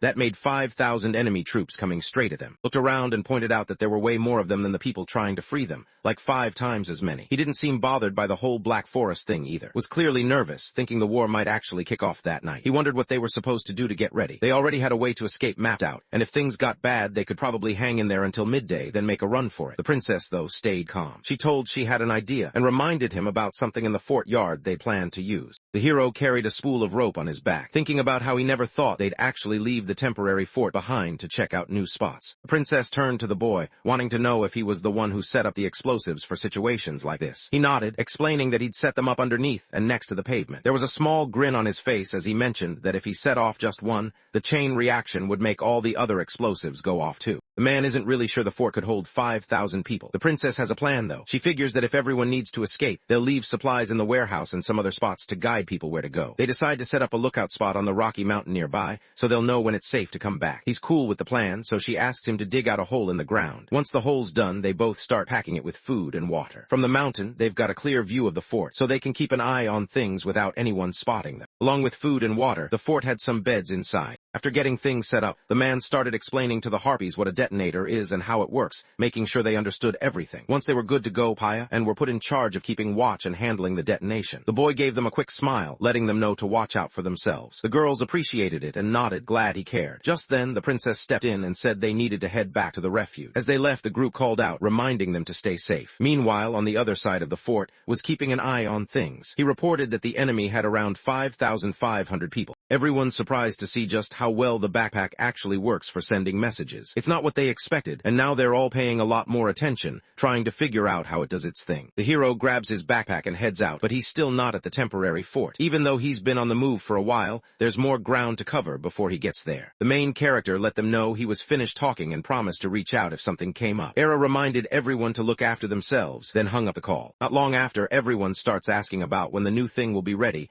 and when they'll start making a bunch of them. Then, out of nowhere, Sir cuts in and says he's got a question. He looks straight at the hero and wants to know when they're going to start making dinner because he's craving meat. The boy gets pretty annoyed, thinking that's the only thing Sir ever talks about. Sir decided to leave things in his hands and step back. Later, after dinner, the princess found a moment to chat with the hero. She started talking about how it had been ages since they last caught up and mentioned how her trip was pretty exhausting and dragged on longer than she wanted. When he got to the fortress, was already there, holding out the communicator. She was clearly proud of herself, going on and on about it, barely giving him a chance to say anything. The princess smiled, like she already knew what was up. She seemed pretty into the communicator, clearly finding it cool and different. He got a little more serious as he let the princess know that had confessed his feelings. The princess didn't seem surprised and mentioned she already knew, just thought it would happen sooner. She looked at him, curious about how he reacted. He always thought of her as just a friend, and believed he was actually in love with Sylph. But deep down, he knew that if she ever liked another guy and they started dating, it would mess with his head. The idea alone made him feel seriously jealous, like he couldn't stand the thought of losing her to someone else. The princess smiled and let him know that love isn't always easy. As he got closer, he talked about what they'd already discussed, how, for a guy,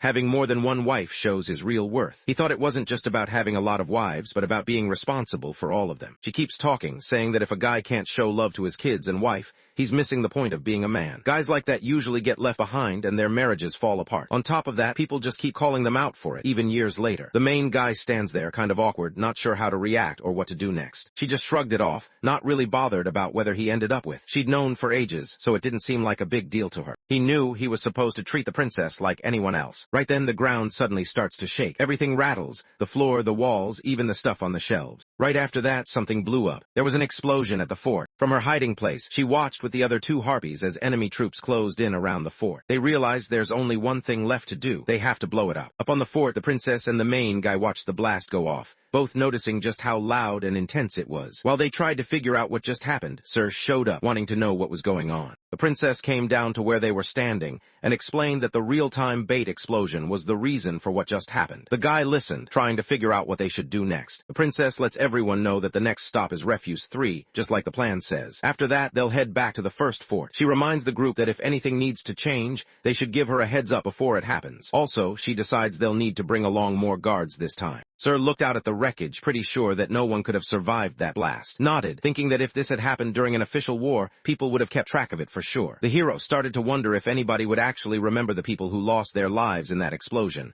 or if their deaths would just get ignored. He scrolled through his long list of achievements, but honestly he wasn't sure any of them really meant something. Then, just as he was lost in his thoughts, the princess stepped in and told everyone to get some rest since they had to leave before sunrise. The group started getting caught up in their own thoughts, and she noticed how quickly everyone's faces changed. Curious, she asked what was going on. He brushed it off, saying it was nothing big, but still brought up that the attack earlier had cost about 3,000 lives. The princess was caught off guard and wanted to know how he got that number. That's when he realized he'd never explained the level system to her, so he broke it down. The princess just stared blankly, not getting any of it, even after everything was explained to her. Everyone except the princess was focused on him, listening closely. Explained that these actions were probably being watched by some strange beings, and if someone did the right things, they'd get a skill boost as a reward. After the princess brought up how he got powers from the gods based on what he did, the boy just admitted that, yeah, it pretty much worked that way. Whenever he beat monsters or enemies, he'd earn experience points and could level up his skills, kind of like in a game. The princess started wondering if this was like making sacrifices to get stronger. Explained that it was basically like that. As soon as he said this, everyone around started looking at him differently, quietly asking themselves if the hero was actually some kind of messenger from God. Catching on to the vibe, realized things were getting weird. Turns out, these people really believed in their gods, and now they thought he might be one of theirs. Everyone's quiet talking stops when the princess steps in. She reminds them that it's probably smart to rest now, before something else comes up. The next day at the third refuge, the princess wanted to know what was going on, so she called for an update. The explosion hit with serious force, shaking everything around. The guys managed to take down the temporary fort just like they planned. Everything went smoothly, and the whole thing was cleared out without any problems. After the explosion, only about 80% of the troops were still able to get up and move. The rest just stayed down, unable to keep going. Not long after, the museum team showed up and cleared out the last of the staff. Sir looked at the wreckage, not surprised at all by what had done. It was complete destruction, though seemed a little uncomfortable and admitted it wasn't actually his doing. The harpies then shared that hardly anyone made it out alive, with less than 100 survivors.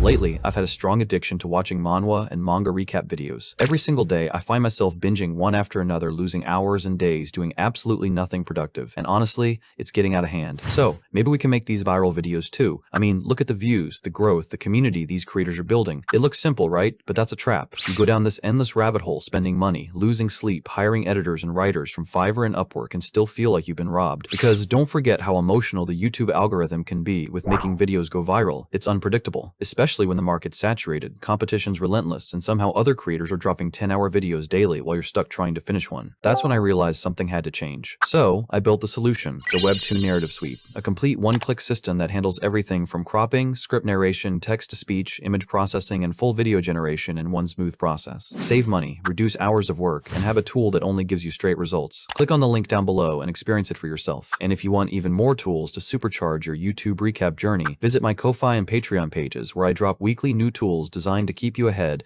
as AI continues to steal our jobs. So tap in now before you get left behind.